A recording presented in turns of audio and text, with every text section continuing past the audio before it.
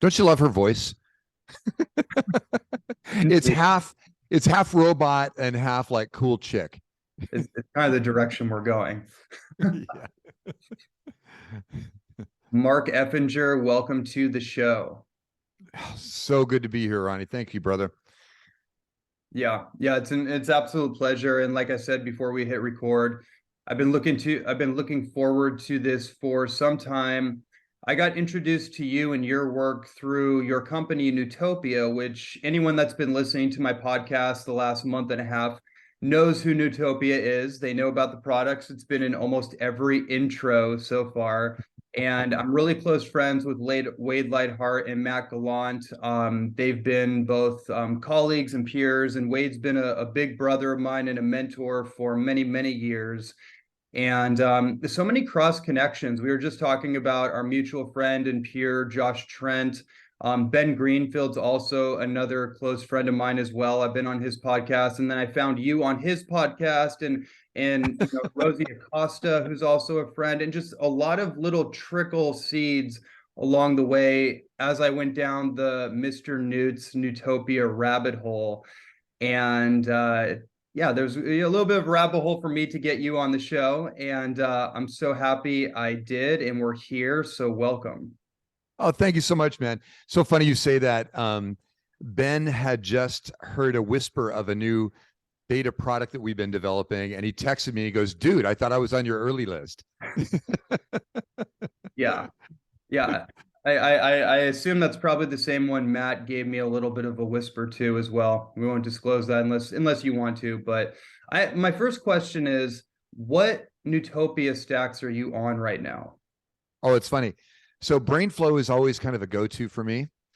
And then Upbeat, which I couple those two together because I get a nice long flow of acetylcholine and a little tiny bit of dopamine with this nice serotonin thing going on. And then there's about 10,000 IU of D combined between the two of those that really keeps me going. So yeah, that's my stack. And then of course, it wouldn't be proper for me to not have a little bit of power solution sitting on the sidelines, or if we ever decide that and I expect that you will get me into mental fatigue mode. So as you press the gears on this. Yeah.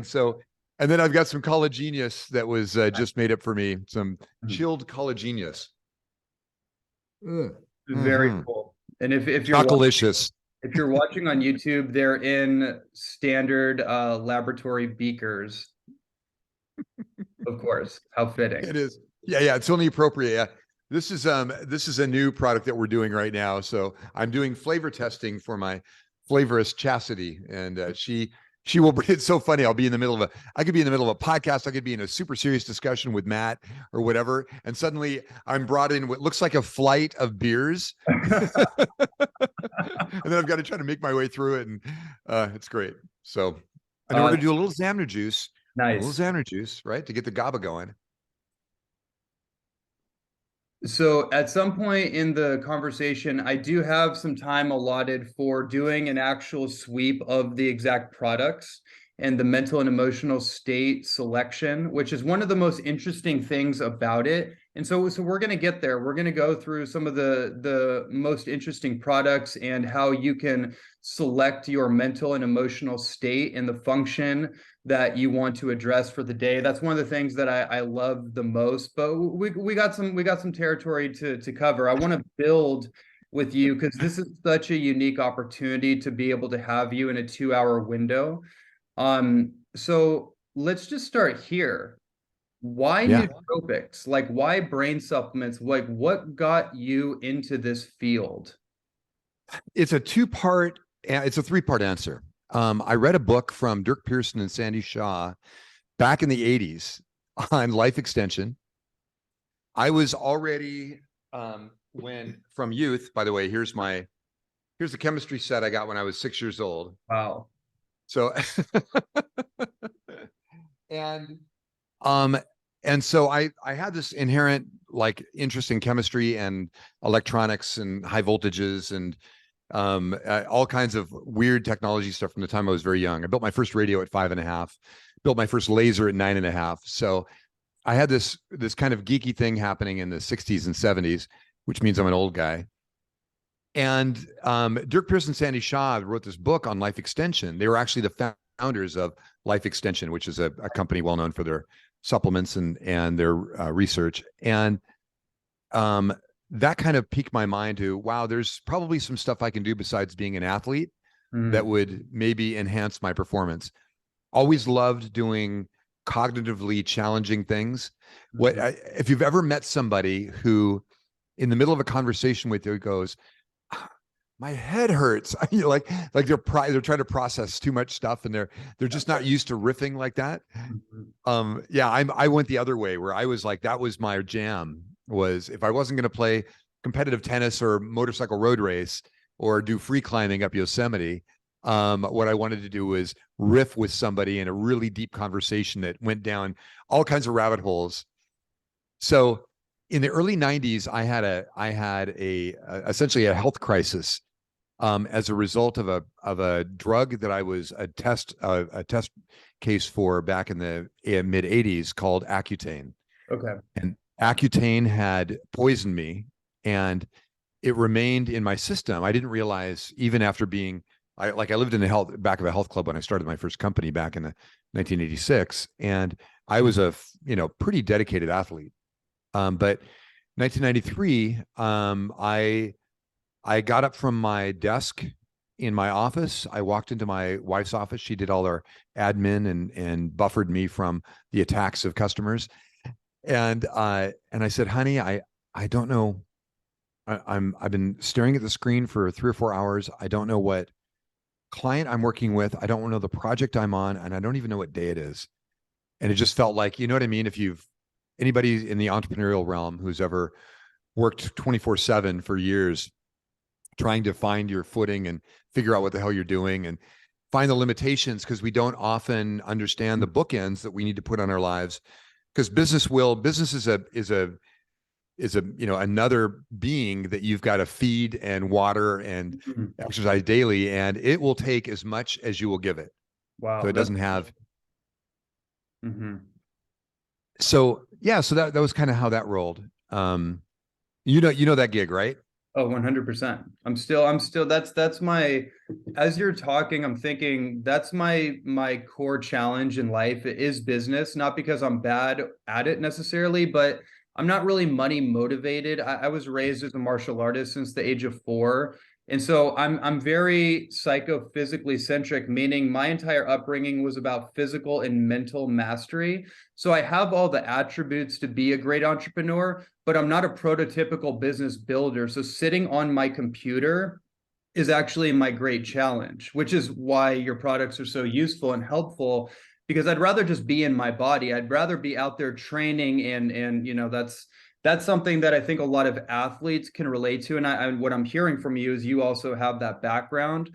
So to be able to transfer that mental energy to something that's not really physical, and you can often get in your head, and then all the stress and cortisol and all that stuff comes along from it. That for me is like my core challenge. That's so resonant. Yes. For me, it was I was a competitive junior tennis player, and then I joined the military to save money to start a company. Like my sole purpose of joining the Air Force was to do that, and I signed up as an OSI agent, and I ended up being a jet aircraft technician in the end. So pretty interesting journey that I had there. But the athletic part of it was so deeply embedded. I chose a house off of the Air Force Base so that I could ride my bicycle to and from work every day. My goal was to stay above 30 miles per hour. So I would blow past stop signs and stoplights and anything. Is from my house to the base, the 5 miles, I needed to be above 30 miles an hour the whole way. And right. And then I would ride back to lunch during lunchtime. I would ride back to the house. I would make myself very specific meals. I was very disciplined in what I ate, partly because I made no money while I was in the Air Force. It was shit pay, right? So I was making, my first paycheck was $452.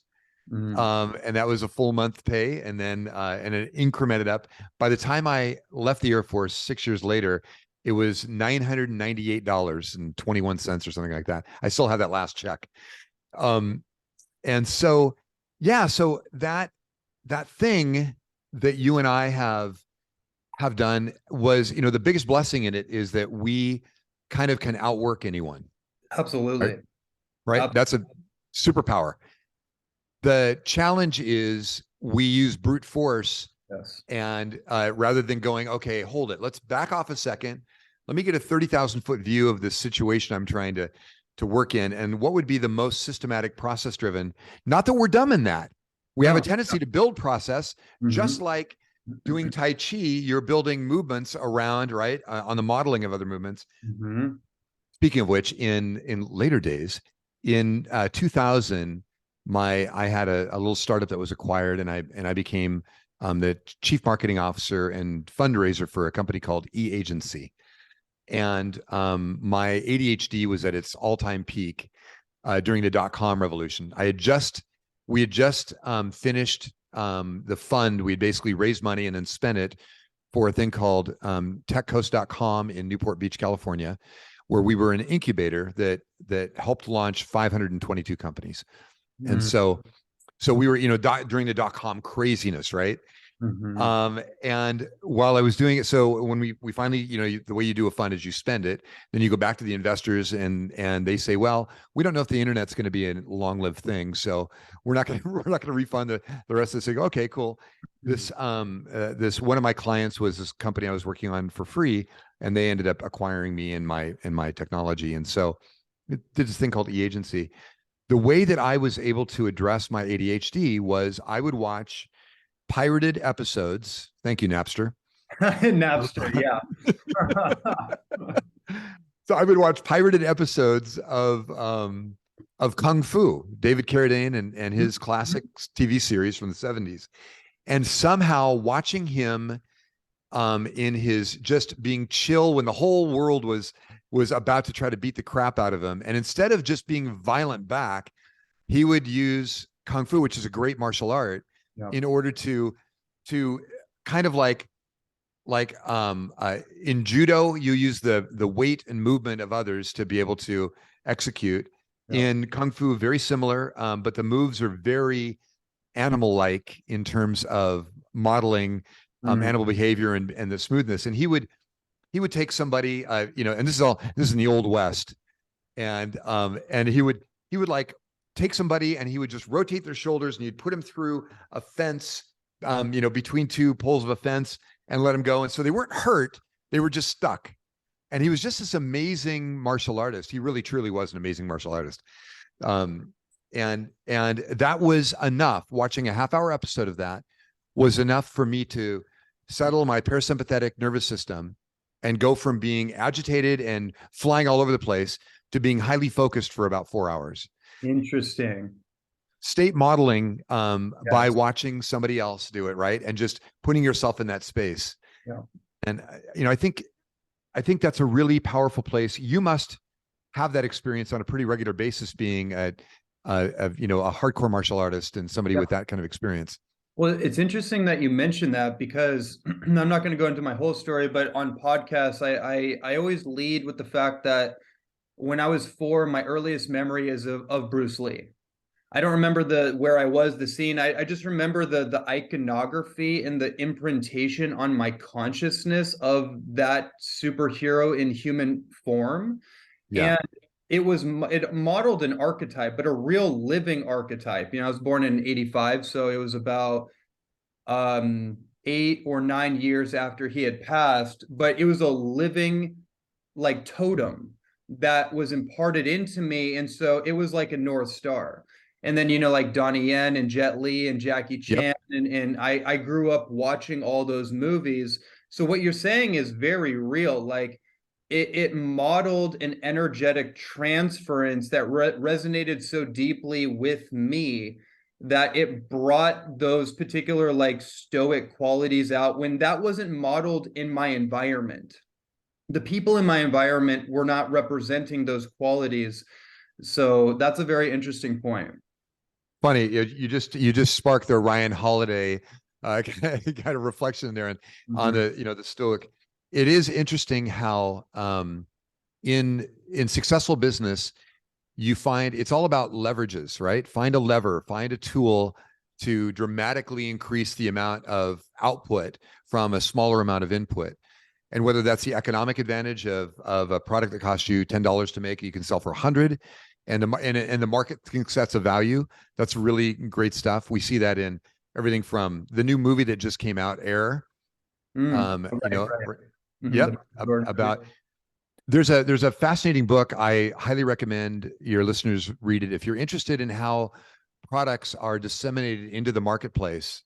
There's a book called The Diffusion of Innovations, and it's used in Stanford Business School. It's used in NYU, and Scott Galloway, I'm sure Prof. Galloway shares it with his crew there at NYU and on his podcast. But the premise of the book is very few products or ideas ever make it from Ma and Pa Amber up to the highest level of billionaire. They usually start from Elon Musk and they go down. Interesting. And right. And one of the models they use, and the book is renewed every couple of years. It's right. So it's on its like 12th or 13th printing. And they refresh it with new stories, but it goes into the science of how we disseminate ideas and products. And one of the first stories in it is the story of Michael Jordan and the Nike Air.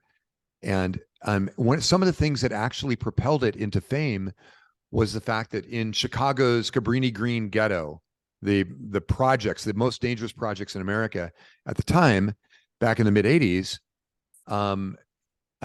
was people killing, these kids killing other kids to get their Nike Air, right, Air Jordans.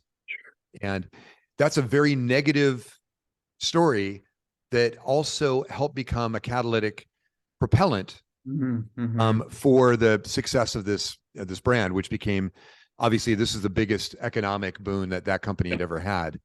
And if you ever get a chance to read Swoosh and Shoe Dog, those are the two books.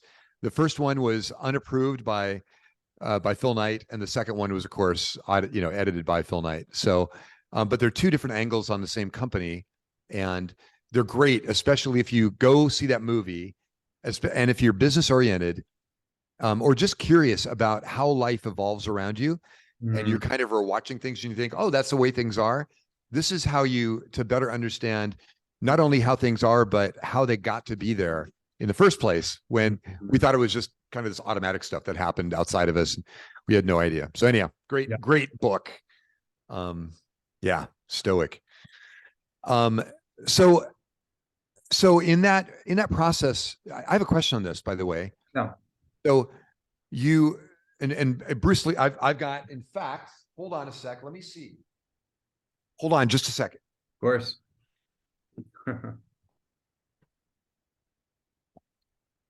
This is going to be really good, everyone. There,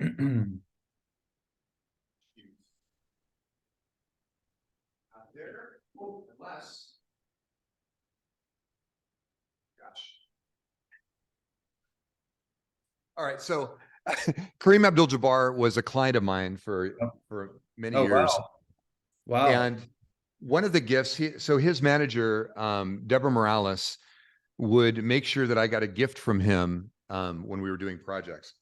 And one of the gifts, I have an incredible group of employees. They just organized my office for me, which means I have no idea where anything is. But one of the images is Bruce Lee with his arms out and Kareem behind him with his arms out. Classic. It's a great shot. And from Game of Death, from the Game of Death movie, that was a classic. I'm sure you're aware of that one. Of course. But yeah, and it's signed by him. It was my birthday present that year. So really sweet. But yeah, I think there's a thing that happens from the discipline you learn in martial arts that directly applies to life, to health, and business. And that is the reflection and the visualization. Visualizing a kata, enacting the kata, experiencing the kata, feeling the kata, right? Breathing the kata. All of those are super critical things to the growth and success of your mastery of the art. Mm-hmm. Mm-hmm. And the same applies to our health and the wisdoms that we pick up. You know, Ryan Holiday just came into this conversation involuntarily, but I'm sure you'd appreciate it, is when you start taking a look at the amount of energy that we expend in an effort to, as Jackson Brown put it, between the longing for love and the struggle for the legal tender, right? Great line from The Pretender was the name of the song in the album. Great old album. Proof that I'm old too. But we commit so much of our lives to trying to make worthwhile relationships and trying to bring ourselves to an economic position where money is a secondary thought, not the primary reason for being. Mm-hmm. And at the same time, as entrepreneurs, we have this, like, by the way, I'm much like you. One of the greatest blessings in my life was Matt Gallant, and Wade Lightheart, finding me building custom wild nootropics and going, hey, we like the way we like the jib of your, the cut of your jib. We think you might be one of us. Let's go play together and see in the same sandbox and see if we like each other. And because not that I don't give a shit about economics, I do. I like wealth creation, and I like all the things that come with that, all the good things that come with that. Yeah. And I've had some really successful liquidity events, and this is my 18th company. So I'm no junior to this event, but what was really refreshing was meeting two people, and then the expanded team with Andy Wilkinson, our COO, is an incredible heart and soul. And meeting these people that absolutely valued the economics of business and what it could do for you, but more so valued the human spirit and experience and the ability to use this instrument, this economic instrument, and this health, this thing that we do, to create a mission and vision that was much bigger than the economic outcome. Right. Yes. And it's almost that thing of, do the right thing, and the economic will come, the economies will come to you. And I think this company is a pure, it is a pure manifestation of that belief system. So, yeah. All right. Sorry. I pulled us into a tangent. It's all good. It's a perfect setup. And I mean, really what I'm hearing being conveyed is the heart and the soul of where this all comes from, because we could easily sit here and talk about nootropics and brain supplements and health products and a general conversation on health. And there's 1,000,000 of those, but really what is the point and the purpose behind it? And that's really the heart and the soul.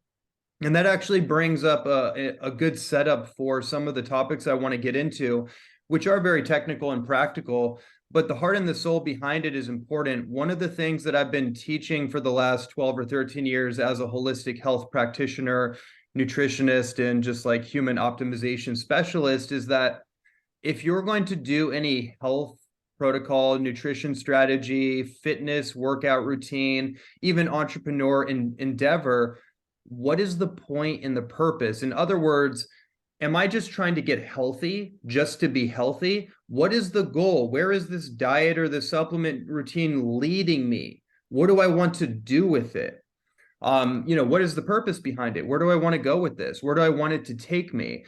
The intentionality behind it, in other words. So what I'm hearing from you is that you're laying a foundation for what the intention is and what the heart and soul behind it is. And then just the form and the function is the actual manifestation of in this case, the products. Yeah, absolutely. I see, obviously, so our products that we make, this is not a pitch, this is an insight, is we do customized nootropics. We do customized brain nutrient stacks, they're called stacks, right? So that's kind of the product output of Nootopia. But the really interesting thing is, because all of them are custom, they're personalized to each individual. Every capsule, every drink, every powder, every spray is made by a human being in a laboratory who looks at your profile of who you are, what your age is, what your sex, weight, right, height, what kind of exercises do you do, what kind of training do you do, what kind of foods do you eat? Are you ketogenic, right? Are you, what are you, pescatarian? What are you? Which is not a religion, by the way. And and then what are your goals? What do you want to accomplish? Where are you? And what we found in that, and we have tens of millions of data points now from customers since the beta tests that I was doing in 2008 when I first started this to now. And what we found is that there are certain people that are running for their life. They're just trying to outrun the effects of aging and the effects of maybe cancer or some disease that they've been, right, or some biological condition that they were subject to, or some drug condition that they were subject to. So those are some of them. And then some of them, the kind of the cream of the crop, the top of this are, and the first adopters of our products. Speaking of which, Sean Fanning was one of my very first customers, the founder of Napster. Sean Parker was the next one, the former president of Facebook. So, and they were like, shh, this is my secret weapon. But cool guys, really cool guys. And what I learned from that was that there was a class of individual out there who understood. One is that they were able to, this goes back to economics, by the way, they were able to set themselves up financially at one point and aggressively attack life to the point where they're going, you know what? I'm not, again, longing for love, struggle for the legal tender. I'm no longer struggling to try to keep up. Now I want to go to the next level. Brian Johnson, a classic case, in Venice Beach now, who's doing the blueprint, right? And he's doing the life extension, age reversal compound. Costs him $2 million a year to do a protocol to get him 5 years, to reverse his age 5 years. But really cool, really, really interesting what he's doing. I highly admire the dude. He sold his company for 800 million. That put about 300 million in his pocket. And he said, what could I do to make a great impact on the world? And what do I need the most? Well, I'm 45 years old. I don't want to end up, with creaky bones, being 50 and wondering how the hell to get out of bed in the morning. Yeah. And I think that that a significant portion of the early adopters of our product were people that said, I'm pretty good at what I do, and I figured out how to kind of operate in life. I want to be a rock star now. I want to go from optimal to superhuman. And as we grew that group of people, as we fostered that group of people, and as the word of mouth started spreading, we started getting into another group of people, which were people that were working at suboptimal and they wanted to get to optimal. Yeah, and that's going to be the general public. Right. Exactly. Absolutely. You wake up and you go, I just don't feel as sharp as I did when I was 16 or 25 or whatever happened to be the age range. And so they go, what am I doing now? They don't typically don't go, what am I doing different now? Because they typically don't think that deeply. They go, why do I feel like shit? Why do I need coffee to get me out of bed?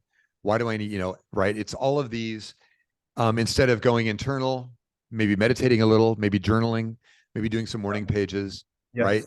Maybe prayer, or whatever happens to be the thing where you connect with, the greater consciousness and, or mentorship, and doing those things. And what they find is that their habits have changed, but it's like the frog boiling. They've changed so slowly and methodically that they don't even realize that they're only getting movement during the day for a very small portion.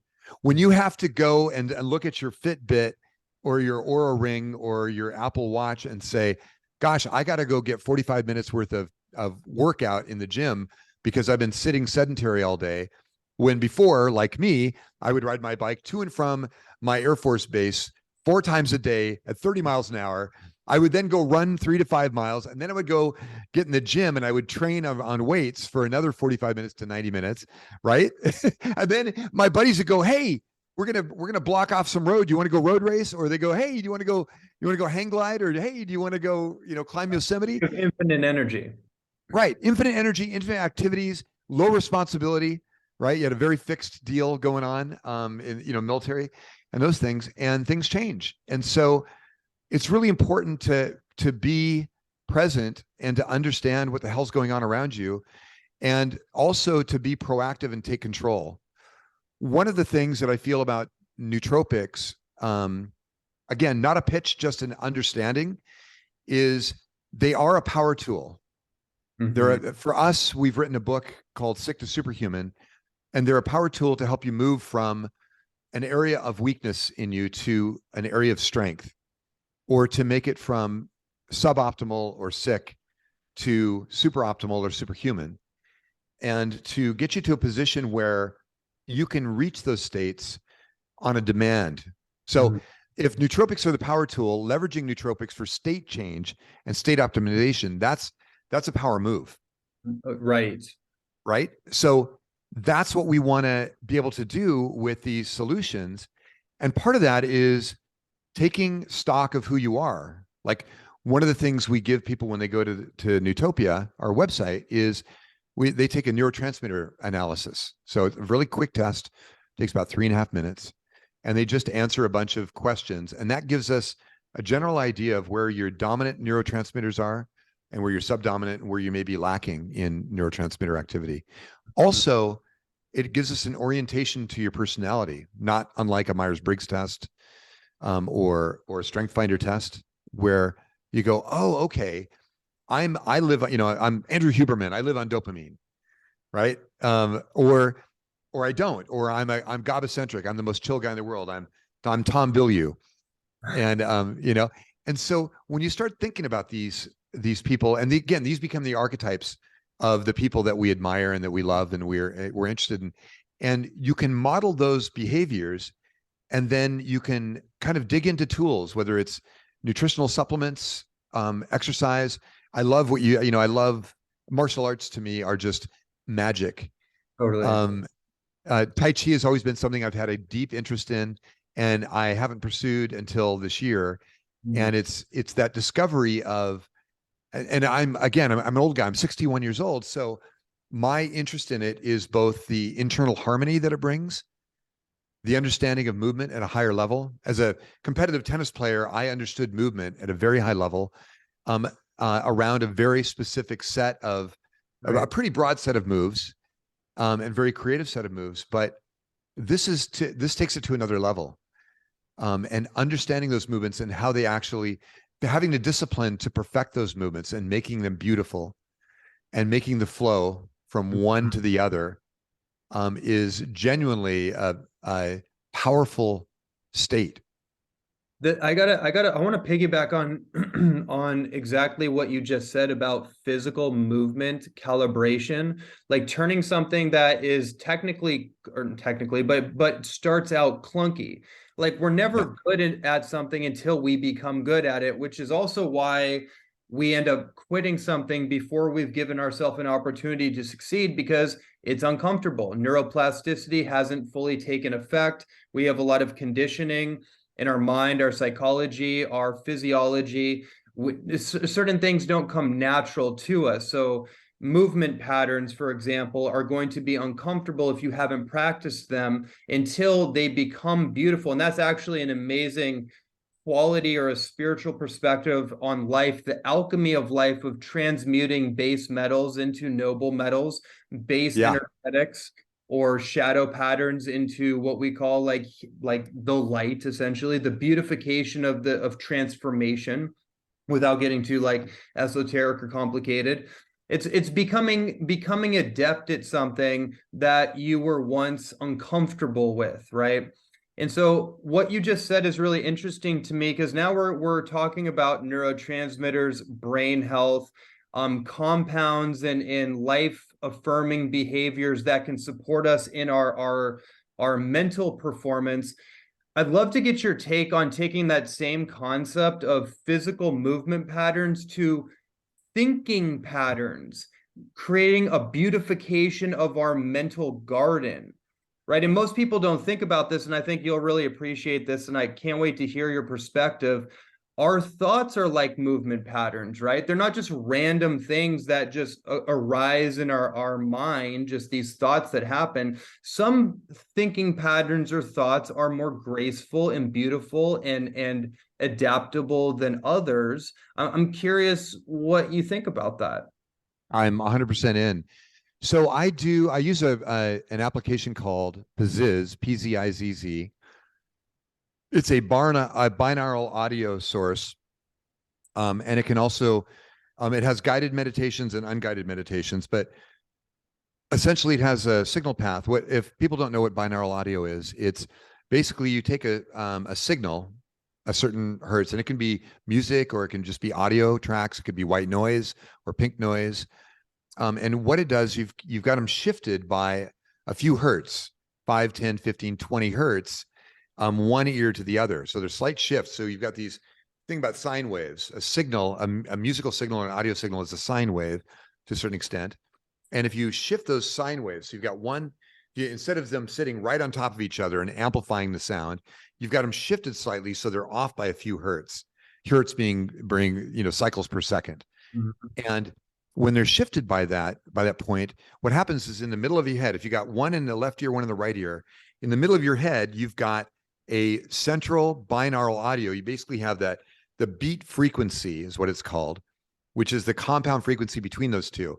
So you get this wave, wah, wah, wah, that's in the middle of your head that's basically syncing up with the various alpha, theta, delta, theta, right, gamma waveforms that your brain is in, the frequencies your brain is resonating at when you're in different states, operating states, whether it's complete dead sleep at 1/2 to 1.5 to 3 hertz, all the way up to agitation at 46 hertz. And so in between there, you've got these different states that you operate at. Some are high wakefulness and awareness, some are deep focus. And so understanding how that works in your head is super important. And you can do that. Like there's certain songs, in the last dozen podcasts or so, often the podcast interviewer has said, "What's your go-to book?" Mm-hmm. And as I'm starting my own thinking about the podcasting world is, what's your go-to song? Like, what is the song, or what are the songs that you go to when you need motivation, or when you need focus, or when you need joy? And so I've got my list of songs that it's funny, I just default to. Could be an Incubus tune, it could be a Peter Gabriel tune, it could be Dirty Vegas. So there's all these different, it could be Dead Mouse. There's all these different tunes that have a deeply spiritual effect on how I feel and how I operate. They might get me in a sense of joy that then translates into my relationship with the people around me. And I may use them as a primer before I get on a call, before like a Zoom call with all of our crew. We got about 120 employees now. And so I may use that as some juice to motivate me to love people more through the screen on a Zoom call. And I may use another one to kind of isolate myself so that the only thing I have is me and the thing in front of me that I need to focus on. I'm the poster child for ADHD, so having that is really powerful, is having those tools. Mm-hmm. And it's often the rhythm or the rest. So yeah, being able to understand it's not a chasm between our physicality and our mentality. Right. They're extremely tightly linked. If I can get into a slight tangent here, but very relevant to this. Please. When I was 16, I was a state tennis player. At district, I was in a doubles match and I was losing. My partner and I were losing, John Hewitt and I. John was a New York Bronx guy, 6'4". He'd kill you. He'd take you, kick your ass. Because that's how Bronx guys do it. And John was great. And John was a frenetic tennis player who had an unpredictable game. He was my doubles partner. I'd won singles and we were doing doubles. And Jesuit, the tough, hardcore Catholic school that had all the money. What a name. Right? So we're playing these dudes out of Portland, Oregon, and they're kicking our ass. And we're down 2 sets. It was best 3 out of 5. And it was, if we would have lost another couple of points, we would have been out of the game. And I took some mushrooms, some psilocybin at the time. Wow. Interesting. And I was a very critical thinker when it came to tennis. I had 6 or more rackets. Each one was a different kind of racket with a different string tension, with a different kind of string, with a different grip, oriented towards whether I was playing on plexipave, or concrete, or if I was indoors or outdoors, or I was playing on grass or clay. If I was going to be doing a top spin game, or if I was going to be hitting a lot of flat Jimmy Connors-esque shots, if I was going to be McEnroe outrageous, or if I was going to be Ilia Nastase smooth.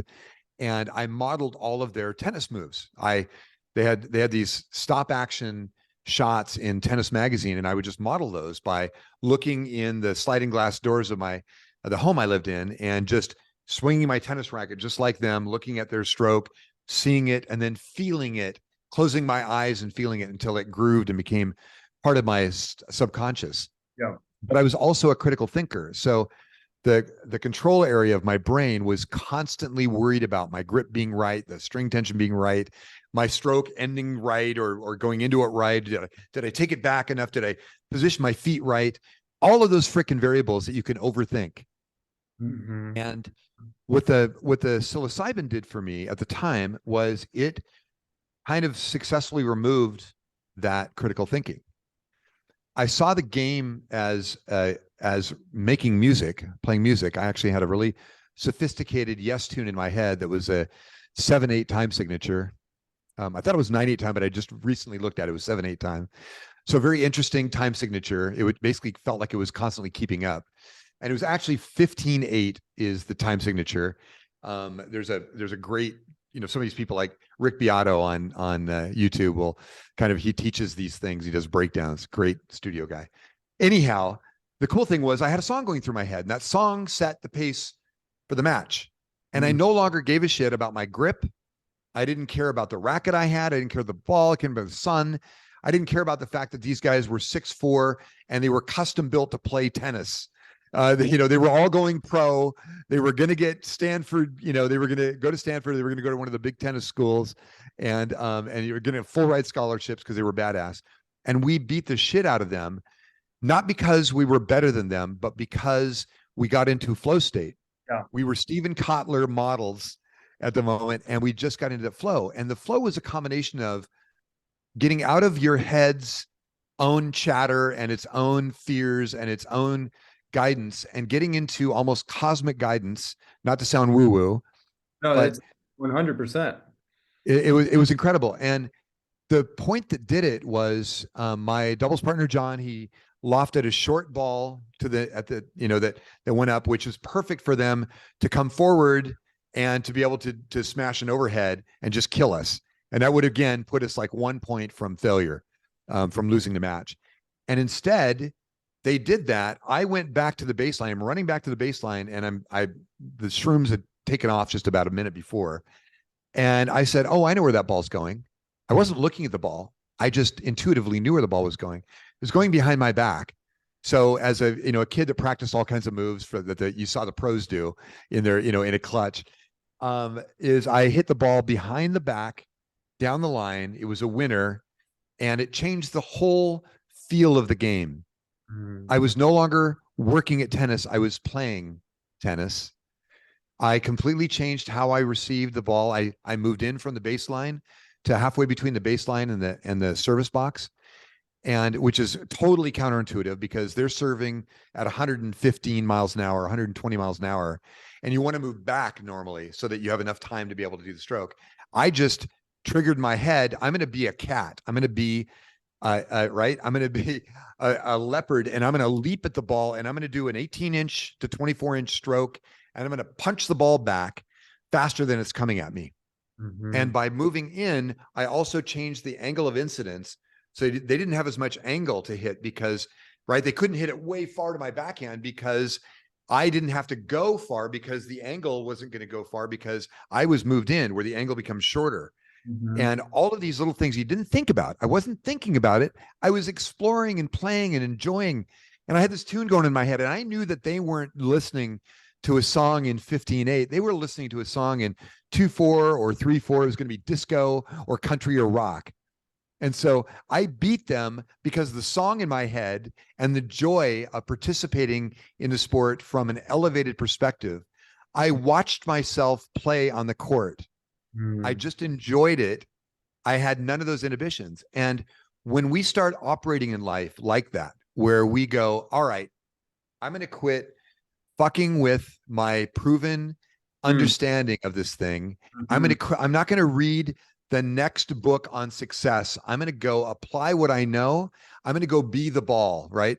Bill Murray or Chevy Chase in Caddyshack. It's that same thing. Is that when we start getting out of our way, a couple things happen. I think that people show up who are critical to your next move, the forward momentum. Some of them may seem like assholes. Some of them be people you never knew.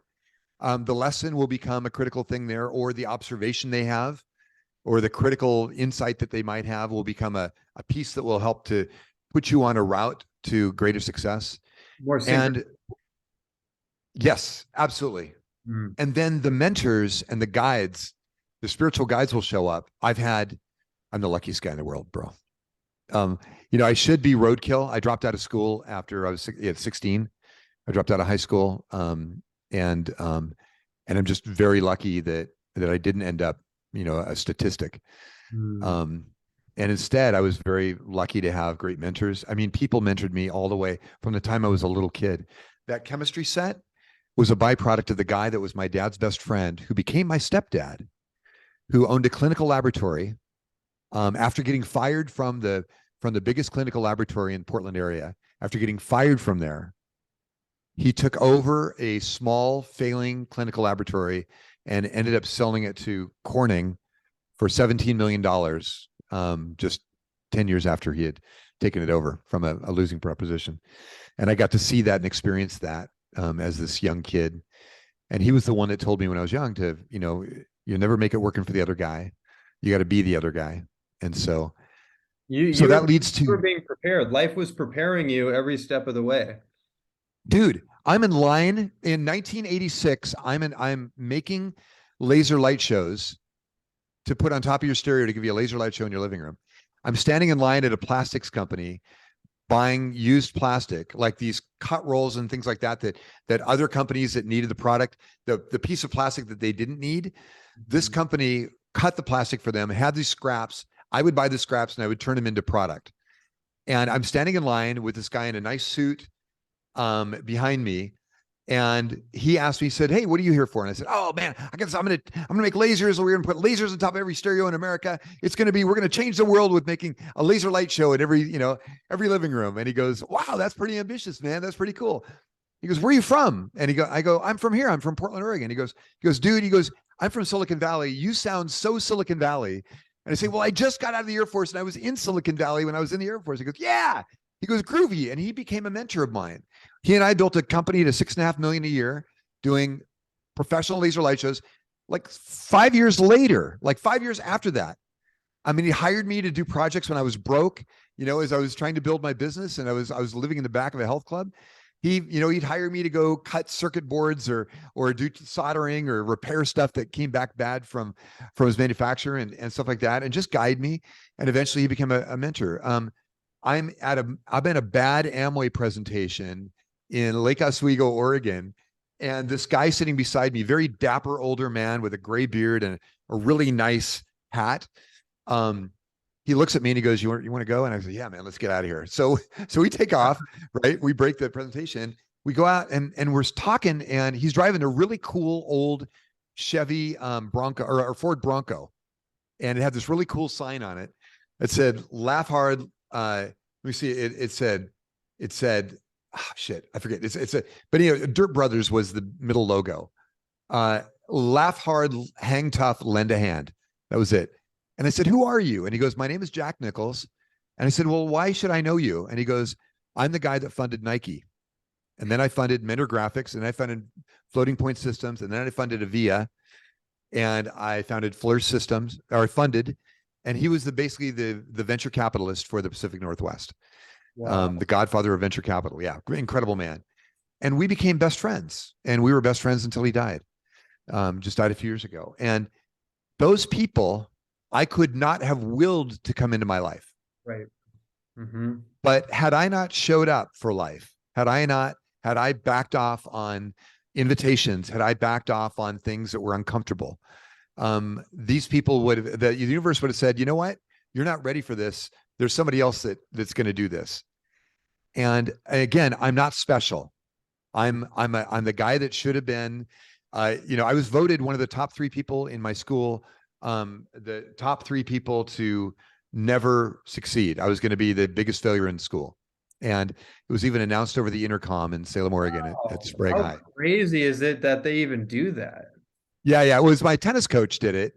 Don Dagg was his name, because Don was trying to egg me on to coming back to school because I was dropping out of school. And right. And I did, it wasn't just me dropping out of school. I was systematically dropping out of school. I made too much money. I was making parts for nuclear reactors when I was 16. And I went to U of O for a week and talked to my buddies who were the seniors in the tennis team.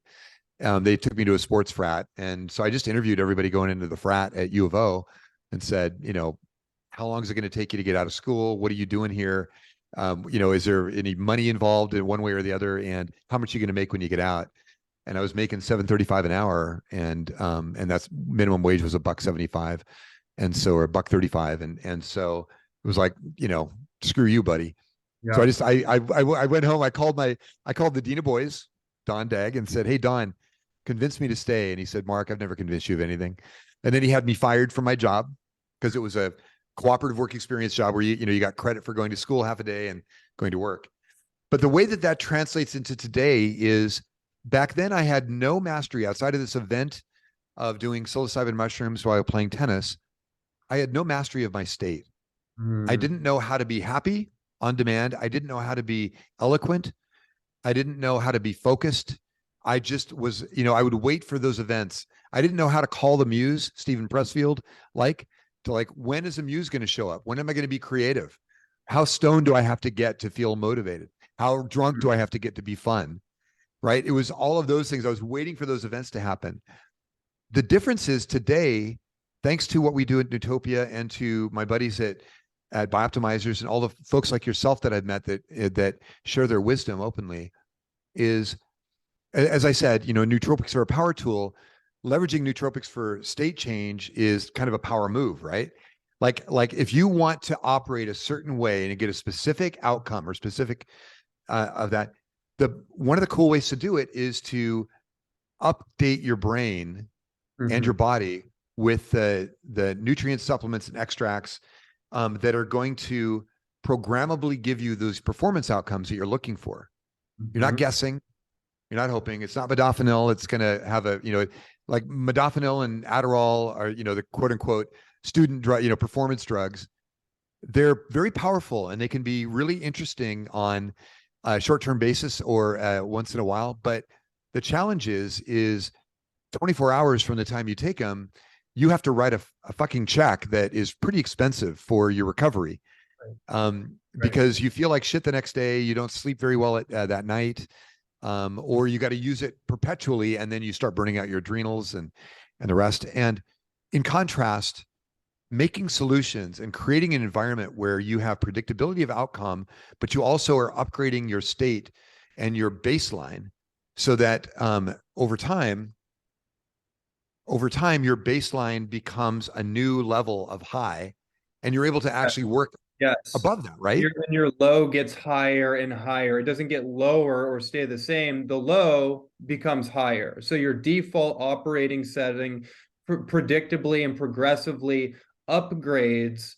So the thing that's cool is that with these in particular, my experience is that I can actually feel what neurogenesis actually feels like. I can feel the neurostem cells being stimulated, I can feel that kind of neuroplastic in between space of the circuits kind of finding their synaptic groove or the synaptogenesis. These are all really great terms I'd love to like kind of just explore for people to kind of Yeah. familiarize themselves with how the brain actually reforms and reshapes itself and develops new novel connections when the inputs are conducive to how the brain is designed to function.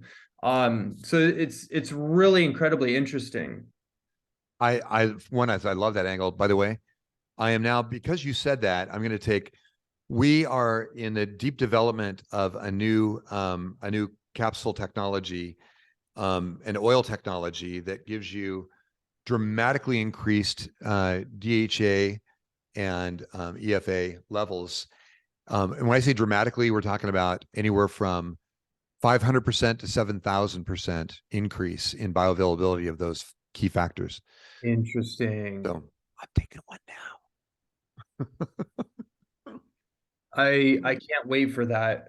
And that's one of the interesting things too with like omega-3 supplements, and that's a whole rabbit hole we don't need to expand too much onto until maybe another interview. But that's a huge thing with that particular aspect of nutrition because it's so critically important. And most of the supplements are oxidized, they're rancid oils, they're fished. The fishing market is just absolutely toxic for the most part. Yeah. And most of the other supplements just aren't bioavailable. Yep. It's yeah, in fact, and oil, most, not all, there's a bunch of water soluble supplements, but even many of those benefit from an oil base. So bringing in healthy, like I do in the morning, I do an algae DHA, an algae EPA, an EFA, and 6 krill oil, Okay. along with with K-Pax, which is a product that Biooptimizers makes. And that's one of the cofactors, or there's an enzyme in there and another cofactor that help to dramatically increase that. And then when I'm in the lab here in Burlington, Iowa, I go ahead and I make these custom oil capsules. We'll be introducing those later on this year. And so, I'm the luckiest guy in the world. I get to work with bleeding edge technologies that do things like neurogenesis and neuroprotective states. So you talked about neurogenesis, which is a really, really, really important key idea that I think that is valuable to expand on. And as you mentioned, you can feel it. It's an experiential thing. It's not a guess. So, and one of the definitions of a nootropic is that it is mind expanding or brain enhancing, right? And one of the first things that I noticed as I was formulating these, and to kind of close the loop on a previous question was, how did I get into this? Is my wife and I were having children back in the 90s, and all of our children were born naturally. We found that the having a child at the same home that you're biologically active in is a much safer environment outside of critical things like a C-section or some other, a situation that might be difficult, that benefit from having a doctor. We had doctors there, by the way. We had 2 doctors and 3 midwives. Our first baby was born in a hot tub, the second one in a birthing chair, my son Dustin, and my daughter Livy, who works for me. I just had a great call with her before our podcast here. And she was with me from the start of this company, by the way. She was very important. She was very critical, homeschooled, but they were all born at home. My daughter Livy was born on a leather couch in front of the fireplace, roaring fireplace at 10 a.m. in the morning. And my wife, who had small hips, she tore a little bit, and they had actually handed me some snips and said, "Hey, do you want to cut your wife's vagina?" And I said, "No, I really like my wife's vagina just how it is." And so, right. And so, How wild. yeah. So, no, I handed the snips back to her. And so anyhow, she tore a little bit as my baby crowned, and as Livy crowned, and the midwife, again, this is 1998. They handed her 4 oxycodone Mm. not knowing, right? Because at that point, the Sackler family convinced everyone that they were safe and there was no addictive potential. Mhm. And my wife found her muse. That was it. And so a decade later, she committed suicide on that very same drug. So what got me into nootropics was an early experience in the mid 90s of using nootropics as a way to enhance brainstorming power at a small group of Intel engineers, and having that experience and going, oh, wow, you can actually take a nutrient that will accelerate acetylcholine through the synaptic gap and keep it from breaking down. They're called an acetylcholinesterase inhibitor. There's enzymes that break down acetylcholine, which is kind of the thinking and memory and recall neurotransmitter. And this thing called huperzine A is basically it's an acetylcholine esterase inhibitor. So it inhibits the enzyme that breaks down choline in the synapse. And by inhibiting that enzyme, you get more choline to flow, and you get it to flow longer, and you get it to flow repeatedly. It doesn't break down, so you can use it more, which means that you're able to actually have more important and vital connections, and also to have more substantial recall. Mm. So Mm. this was an interesting thing, and I worked with some engineers at Intel to help them get off of coffee. At the time, I wanted to get them off coffee, get them on an alternative, and see if it improved their performance. And it improved it measurably, over 30%. So, and when I say 30%, they measurably had 45 to 60% productivity during the day using coffee as their mainstream, their mainline stimulant, right? Totally. Yeah, the Huperzine world is A. running on coffee. Oh, we are, man. Yeah. And I'm not against coffee, but I do think that there are ways to do it. Huberman has this great insight on don't take caffeinated coffee first thing in the morning. Totally. Wait 90 minutes, 2 hours if you can, and take it after you've had 20 or 30 minutes of sunlight on your face. Mhm. Is have your coffee then, and it'll let the adenosine wear down. You start using up adenosine, which is kind of the sleep cofactor. And so now, instead of having that crash at 2 p.m. or 3 p.m., you don't have that adenosine that's been building up, and because you plug the receptor with caffeine. And Right. so now your adenosine's mitigated, and you'll feel wakeful, much more wakeful all throughout the day. Yep. But you can also do that by titrating yourself off of caffeine, meaning, like either blend it with decaf and do a half and half, and then eventually to you're just doing decaf, or doing nothing, or doing tea, a green tea or something like that, and then replace it with a neuro enhancing solution that is either non-caffeinated, non-stim, that kind of thing. And we provide that in our solutions. But it can make a really monumental difference, because when you wake up clear, you don't have that I need to have the caffeine to feel like I'm a human That, being. that addictive attachment. Yes, exactly. So that is great languaging, by the way. That's perfect languaging, Ronnie. Is that addictive attachment is a thing that again, back to the kind of frog boiling, Mhm. is we fall into it. It gently massages us, and eventually it takes over, and we don't realize we're serving it. It's no longer serving us. Right. That's right. So so back to so when that happened to my wife, I was so pissed off, because when I found her body, she was surrounded by a halo of empty pill bottles, a gallon of shitty wine, and methadone from somebody that had been renting from her. And so all of that together ended up, becoming her sign off from this world. And so I started going, and I also had a family member that had been a heroin addict for decades. And so the addiction thing was interesting to me, because I should have been an addict, because I really knew. I mean, I could clear a 6 foot bong when I was 16. I could, or actually when it was even before, when I was 12. I Mhm. could I could do more mushrooms than anybody in my class, at a time. I could do they would pour a pitcher of beer at parties. They would pour a pitcher of beer and drop 151, like a 8 or 12 ounce glass of 151 in it. I'd chug it and be a badass and go play pool, Yeah. right? That kind of shit. So just ridiculous, stupid stuff that you do when you're an idiot, and you're a party favor for other people. And Good. so That's a good term. That's a really good term. You party favor for other people. Wow. Yeah, because I didn't have high self-esteem.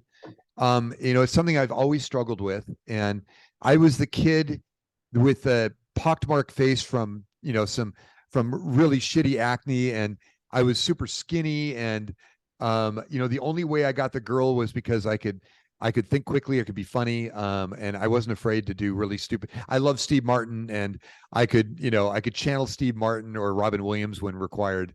And so, right. In fact, the first time I got high on mushrooms was the debut of Mork and Mindy. And that's it. It was great. It was great. Um, so, so this thing of how do you get people out of addictive states? Well, I didn't understand it as a state. I knew it was something that pulled at people and it wouldn't let them go. And so I hung out at a rehab center, and I asked people on Friday nights why they were why they were finally signing into this deal to take the next 6 to 12 weeks in this place that was as much an institution as it was a rehab facility, and why. And so they would tell me consistently. It's so funny. Brad Costanza is the guy that introduced Matt Glant and I. And Brad was the first guy. He introduced us by opening a box of my products in these test tubes, and saying this is the shit or something like that on a Facebook post. But Brad was the first guy to do a podcast with me back then, back in 2012. And I'm coming back from the rehab center, and I had to pull over into a Safeway parking lot and do a podcast for 2 hours while he's drilling me with questions. I've got Incubus running in the background, um, their second or third album, and it was great. And so we're doing this. It was super cool. And but it was but what I found was the state change stuff. I was coming back from the rehab center, and what it was they were embarrassed to go into rehab, right? It's an embarrassing thing to admit that that something powers you, that you don't have enough power on your own to face down this demon. That was part one. Right? I don't know if you've ever had an addictive behavior that you've had to address. Well, let me just bring this into the conversation right now. 2 summers ago, I released my 8th book called The Addiction-Free Lifestyle. Love it. I definitely wanted to share that with you. I know this is our first introduction to each other, but this is a 400-page book, and it's probably the most complete and integrative and holistic book on addiction. So I certainly have some history with it, and I'm working on my next book, which is called The Dopamine Solution: Becoming Anti-Fragile in an Unstable and Overstimulated World. Oh, dude, can I say this? I fucking love that. That those are two things. One is I need to buy a copy of your former book, as long as you'll sign it. I'd love that. Yeah, of course I'm going to send you over one. And that's why I wanted, finish your thought, but I wanted to talk to you about addiction and dopamine and brain chemistry, because I know that you obviously you went through it with yourself, with your wife, and my mom also got addicted to oxycodone many years ago and alcohol. And talk about a state change. I actually had to separate myself from her for a while because I'd get these belligerent, very guilt-ridden texts, and it was all scrambled, and it was I just could not be around it until she cleaned herself up. So I know a thing or two about it. I love it. Thank you so much, by the way. That's a great contribution to the universe. That is dude, that rocks. The last words I ever got from my wife were voice messages that she had left on my phone. I never pick up my phone for to answer calls. I schedule calls, right? And she had left a bunch of just insanely crazy, belligerent, screaming fests. Because I had to protect my children. I took the children out of her custody into mine, and she was just hated that fact because it was the only thing that she kind of felt like she could hold on to, but it was dangerous for them and not a healthy thing for them to watch their mother going down that rabbit hole. So anyhow, yes. So here's what I learned, man. So, and this, I don't know if this aligns. I would love to know from you if this aligns with your insights. So feel free to interrupt and to interject. I welcome it. And because I'm always looking for more pieces of this puzzle. It's not one dimensional, and it doesn't, right? Yeah. So So what I found was they said it's embarrassing. It takes a long time, 6, 12 or more weeks. So they're going to be blacklisted at work if they're employed. If they're CEOs of company, they're afraid that they'll come back and they won't have respect. There were all these factors. It can be expensive, especially if it's not their first rodeo in the rehab center. At a certain point, the insurance companies go, "Fuck you, we're out," and so that can be problematic. It can be very detrimental to relationships as well, especially if you've been abusive in your relationship as a result of the drugs or the alcohol or whatever happens to be your habit happening, and all of the other things that come with that. There are a bunch of ripples that happen as a result of addiction that are out of control. So I came in and I said, I knew enough about nootropic compounding, and I'd been working on compounds. I was in business with the founder of Century 21 Real Estate, and we built brainstorming software for the smartest people in the world. So we had about 400,000 customers. And so I'd flown all over the US and Canada teaching these people how to be creative, how to think creatively, and how to use our software as a tool to expand your creativity and do it more on demand. Kind of think about kind of like mind mapping, except it was associative thinking tools that used dynamic databases that were upgraded. So I had this great group of people, and I was sending them test tubes of shitty tasting powders that were just basically combinations of different nootropic elements, and saying, "Hey, you trust me that I'm not going to kill you. Could you give me feedback on how this makes you feel or operate?" And when I got to the rehab center, I said, so these were the problems, right? It was the embarrassment, it was the time, it was the cost, and it was the critical factor. This is one that I didn't know and I didn't understand, was that I should have understood by my family member who was, former heroin addict that was on methadone, was once they get out of the rehab facility, they're going to be addicted to 2 to 4 meds anyhow. And what I heard time and time again especially from the more successful people, was just keep in mind that if I forget to get my prescription refilled at Walgreens or CVS, my dealer is a speed dial away.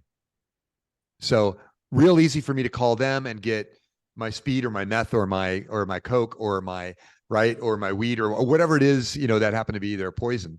Yeah. And and I'm going, yeah, that's bad. And I started looking at the compounds that they used to try to treat them outside of rehab, and they were pretty shitty to the brain and body. They were often compounds that were very caustic and toxic and also demotivating and everything else. And then the other thing, and so here's what I got. So here's my idea of how to build the perfect nootropic stack, or how to build the perfect solution for addiction.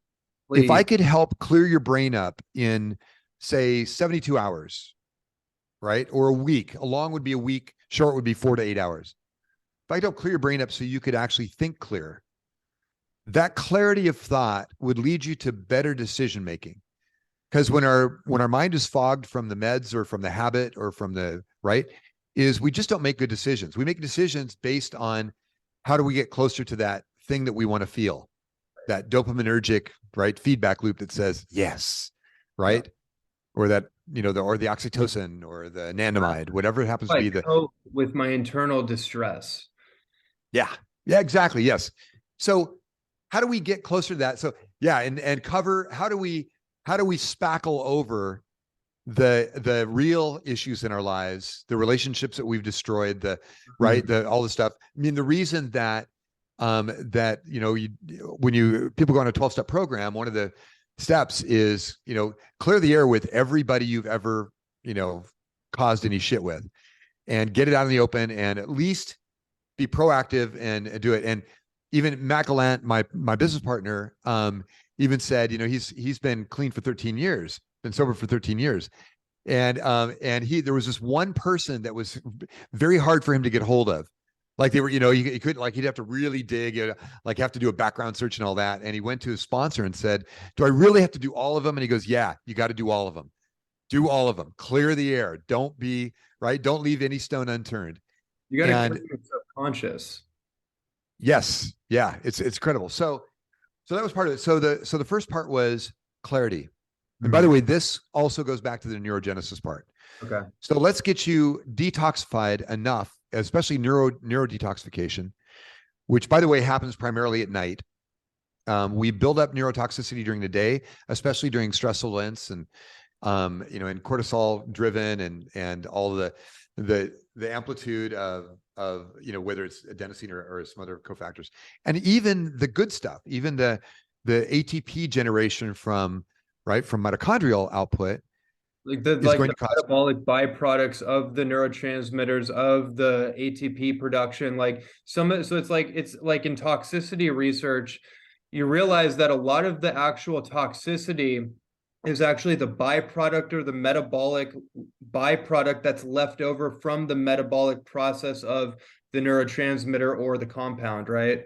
Yeah, absolutely. That's the detritus or the exhaust. The exhaust. So right. So even a healthy individual, there's a scene in Blade Runner where Roy, who's looking to find Tyrell, his maker, they only have a 4-year lifespan. They give him an artificial or synthetic background, and then they're born and they're 33 years old when they're born, or they're 30 years old when they're born. Roy is this incredibly he's the most advanced android that Tyrell had ever designed, and he's a killing machine as well. And he finally makes his way. He tricks the genetic scientist into introducing him to Tyrell up in his skyscraper. And so he walks in and he goes, and Tyrell recognizes him right away. He's a Nexus 7, the most powerful of his instruments he's ever created. And he goes, "Oh, you're a Nexus 7." And he goes, "What do you want? How can I help you?" And he goes, "Look, I know that my clock is ticking. It's, I'm at 3 years and 11 months and 7 days or whatever. And I gotta, we gotta turn the clock back." And he goes, "Well, we tried genetic engineering and you melt down on the operating table. We tried, we tried changing the protein. And again, you turn into an acid creature. And, we tried all these different things we can't do." And he goes, "Roy, the light that burns twice as bright burns half as long.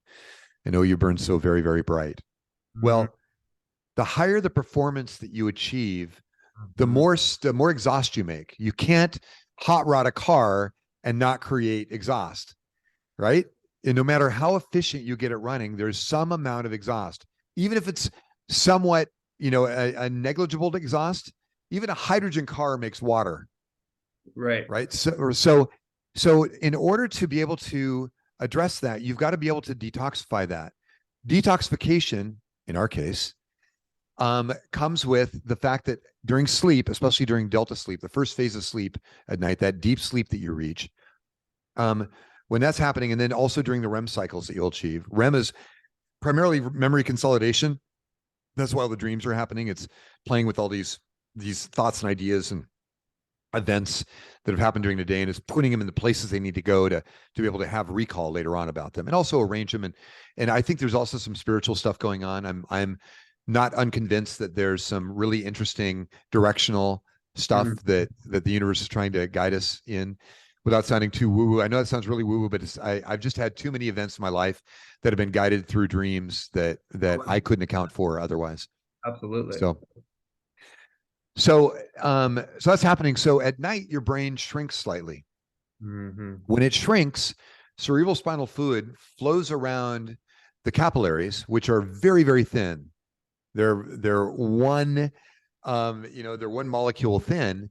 And so this detritus, this poop, this exhaust is extracted out of those, which are primarily, in that case, it's tau proteins, right? Beta amyloid plaque, and this, the output of the mitochondria.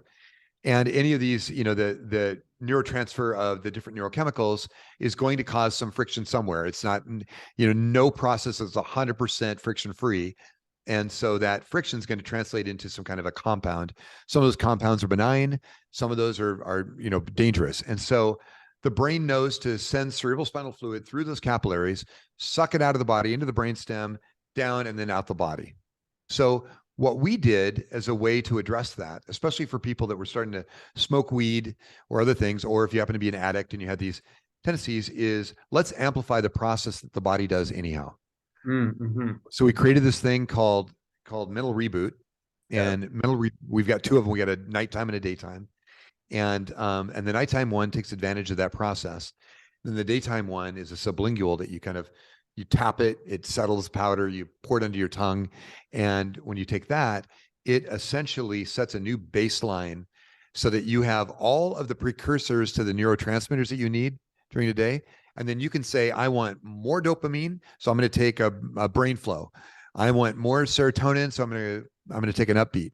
I need more GABA, so I'm going to do either GABAlicious or I'm going to do Xamarin Juice, or I need dopamine, so I'm going to go Dopa Drops, or I need dopamine, and I need norepinephrine, and so I'm going to do an ultimate focus. And so we built these pieces that do that. But in that, as you start taking these components, these nootropic stacks, one of the key factors that separates these products, and I'll get back to the end of the addictive process in a second, is you're basically doing a thing called BDNF, brain-derived neurotrophic factor, and you're accelerating the brain's ability to grow new neurons. And if you grow new neurons, one of the cool things is you have an opportunity to program those neurons and neural pathways to make a shortcut to the things that you need, the ways you want to operate, and the state you want to be in. And you can reinforce those neural pathways, just like I reinforced through muscle memory a Guillermo Vilas topspin backhand. Is you're able to reinforce in your brain a state of happiness, or a state of sensuality, or a state of connection, or a state of focus, or a state of aggression, or a state of whatever you need to be. You can program that state and then make it easy to snap into that state. So in other words, what I'm hearing you say is there's one part is the external compound, which is like almost like the cognitive permission slip that just primes the neurochemistry and gives you that cognitive neurochemical activation. But then there's this other piece about how you program it with your own direct intent. So like what I experience with a lot of quote unquote nootropics or brain supplements is that in herbalism, it's unidirectional, meaning it's not neuromodulatory, it's not an immune modulator, meaning it has it infuses its intelligence into, let's say, your immune system, meaning like a reishi mushroom, for example, is an immune modulator. So it's just going to help your immune system do what it needs to do naturally versus stimulate it in a unidirectional, meaning only one way. Caffeine is unidirectional. It's got one trick. It's up and that's it. With these, it feels like there's an intelligence, or at least it's tapping into the innate intelligence, and how you decide to program it with your own purpose. It just accentuates that. Yeah, well said. It's an orchestration. Okay. You don't want to have a hyperdominant neurotransmitter at the expense of other neurotransmitters. You want to be able to bring them up at a level, and then you want to say, I need a little bit more bass, or I need a little bit more treble, or I need some mid-range on this. And by doing that, which, so that may be dopamine and anandamide and a little bit of serotonin and some GABA to take the edge off. You want to modulate those. And by doing that, you are able to actually slide into a state seamlessly. Everybody reflects on, anybody that's seen the movie Limitless remembers when Bradley Cooper takes the clear pill for the first time, takes NZT for the first time, and he walks up the stairs, of his apartment building, and suddenly the colors get brighter, the light gets brighter. He can hear the tick, tick, tick, tick, tick, tick, tick of the bicycle wheel as it spins. He can see his landlord's wife as she's trashing him and calling him a loser and saying, you're late on your rent again. But he doesn't get lost in it. He's able to float above it and be an active observer of the situation. He's able to see the glimpse of the law book that she's got in her book bag, and be able to recall almost instantaneously that research paper, that book that he had read while he was waiting for a girl to get out of her panties so that he could do her from, when he was hanging out of the school. And it was all of those events came together, and he was able to kind of orchestrate them in a much more elegant way. And to the point of he got the girl that day, right? And she didn't care if he paid the rent. It was Bradley Cooper. So that is a, you know, that's kind of the promise of nootropics, is that event and all the subsequent events that happen. You know, he becomes, you know, he starts running, he gets in shape, he cleans his apartment, he writes the, you know, the novel, he does the day trading, he becomes the millionaire, he becomes the senator, right? All of those things, he starts orchestrating life. I wouldn't, and of course you condense it all into a 90-minute movie. Exactly. So, right. Oh, to have that life. But there is a reality to that. And the reality is that sometimes that gentle push, that tool, right? Like, again, nootropics are like a, you know, they're a power tool, and then the power move is state change.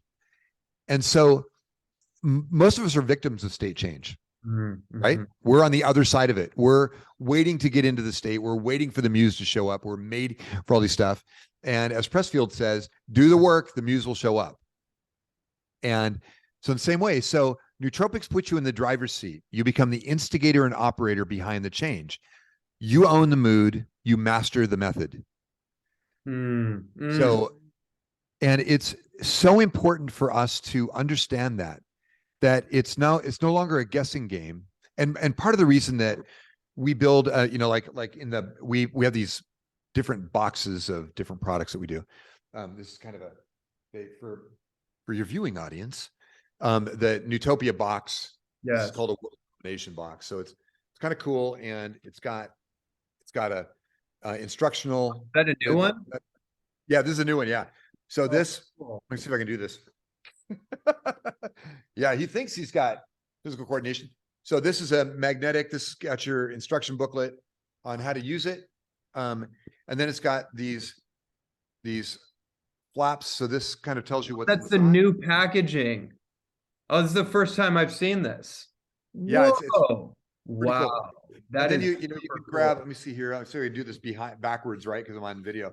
So you've got your tubes, you can put this in the fridge and refrigerate your drink mixes. That's so cool. And then you've got your, you know, your where are they? They're down here. There we go. So these are your examiner, right? Oh. So your sprays, right? Mm-hmm. And again, you put that in your fridge if you like. And then you've got these mag packs. So these are the magnetic packs. Let me open one of these for you. And again, not a pitch, but these are badass. That's a huge part why we're doing this podcast, is to really showcase this in a way that does it justice. Because these aren't just like little supplements. These are, yeah, wow, look at that. So if you imagine James Dean with a pack of cigarettes rolled up in his t-shirt, right? Yeah. Leaning against the lamppost, smoking a cig. And as he's lighting up, right, he's got his Zippo lighter. Mm-hmm. And I was thinking, how could we introduce people to a solution that has the same groove as a Zippo lighter? Yeah. Because you feel a Zippo lighter when it goes click, click, right? It's got that little, like a little bit of friction as it opens up, and then that, and then click as it closes. So we created this thing called a mag pack.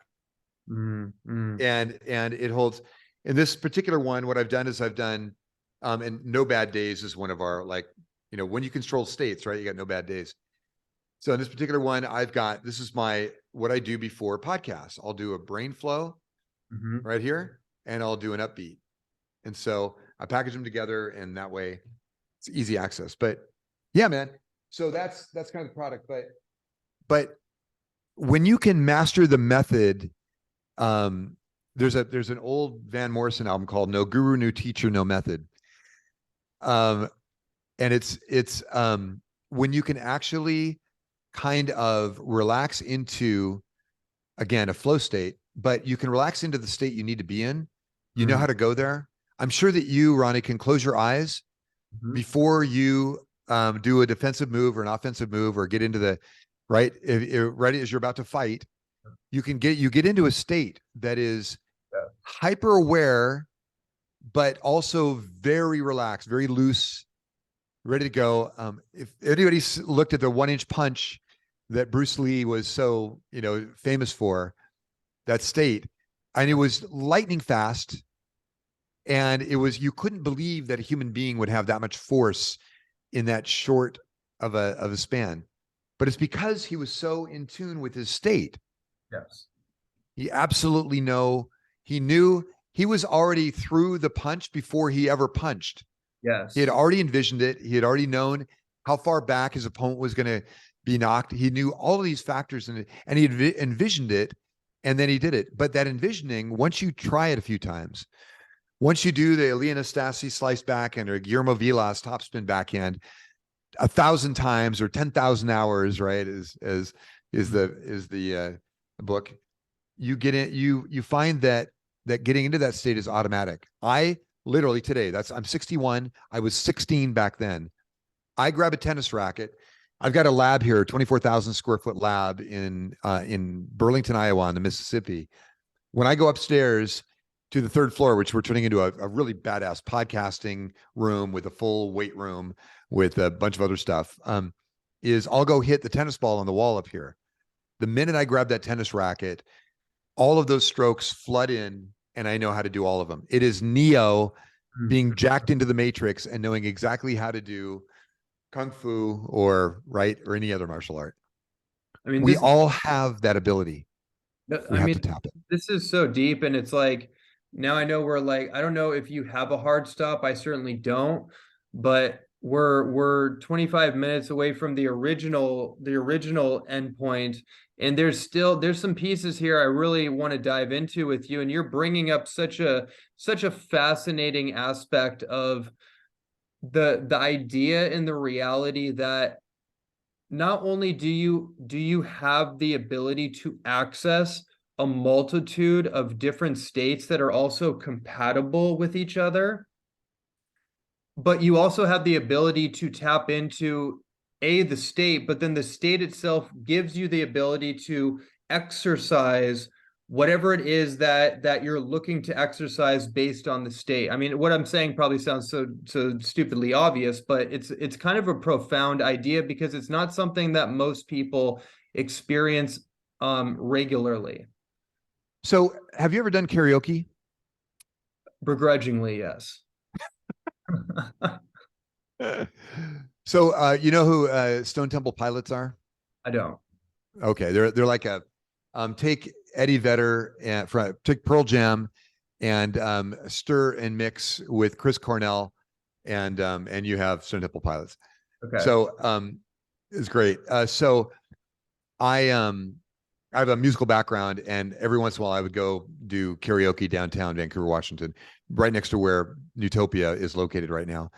And I 3 times I won, like for doing these various songs, right?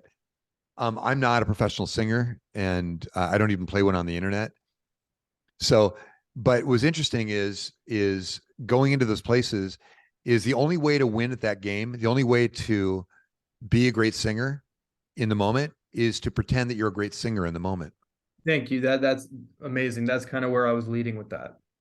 Yep. The only way to do a perfect Elia Nastasi backhand is envision Elia Nastasi, and then you become them, right?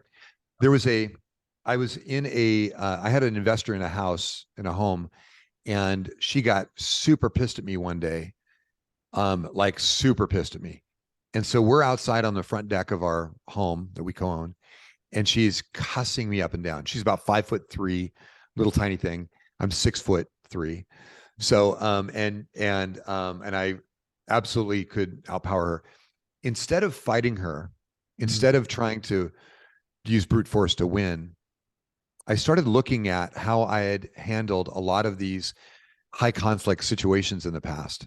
And I'm not one to seek out conflict. Yeah.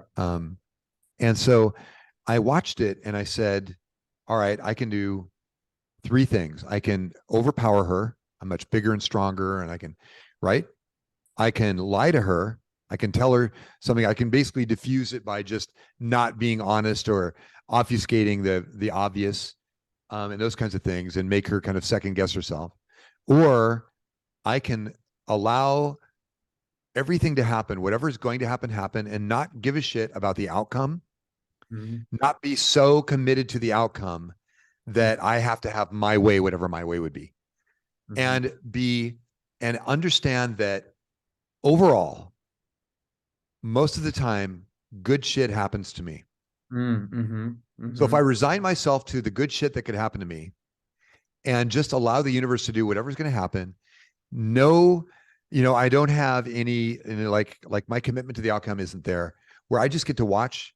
And what happened was I suddenly found myself, again, very much like taking, mushrooms and playing tennis. I found myself floating above the situation, unaided by drugs of any kind, and just watching her vent. And again, if she was going to, and she had a lot more money than me at the time. She had 20 million in cash. She could do anything she wanted. And, and I was, so I'm watching this and I'm looking at her going, holy shit. As a result of just not giving that situation energy and being open to an outcome, regardless of what the outcome was, is she diffused herself of all of her hate and fear. And suddenly she fell into me, gave me a big hug and said, I'm so sorry. I just can't handle life right now. And I didn't know who else to diffuse on, and you were it. And so we ended up becoming friends, and things turned out good. But more amazingly is I realized that I had this new tool in my toolbox.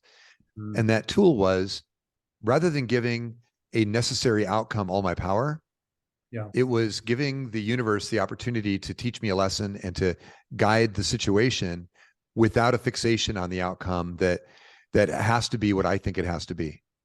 I don't need to buy the Ferrari. I don't need to have that because it's everything to me. And if I don't have it, people would think less of me in Newport Beach, California. Right. I don't have to, all the situations, I don't have to win at, like, I got to tell you, the reason, I mean, if you looked at the circuitous route to get from my wife committing suicide to me meeting Matt and Wade and having us merge companies and create this entity called Nootopia, there is no fucking way to get there from here.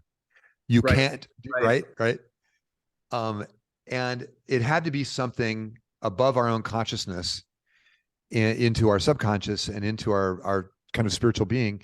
And our intention was always to make my intention from the 1980s was I felt called to make a monumental contribution to every life I touched. That was kind of my mantra that was kind of given to me, that kind of fell on me one day while I was in meditation, was, what am I here for? What am I supposed to do?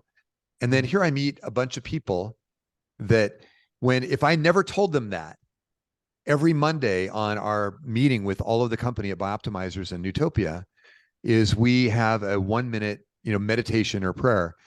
And that meditation is to make biological optimization available to everyone on earth. Well, how close is that to my own calling that I've had since the 80s? Right.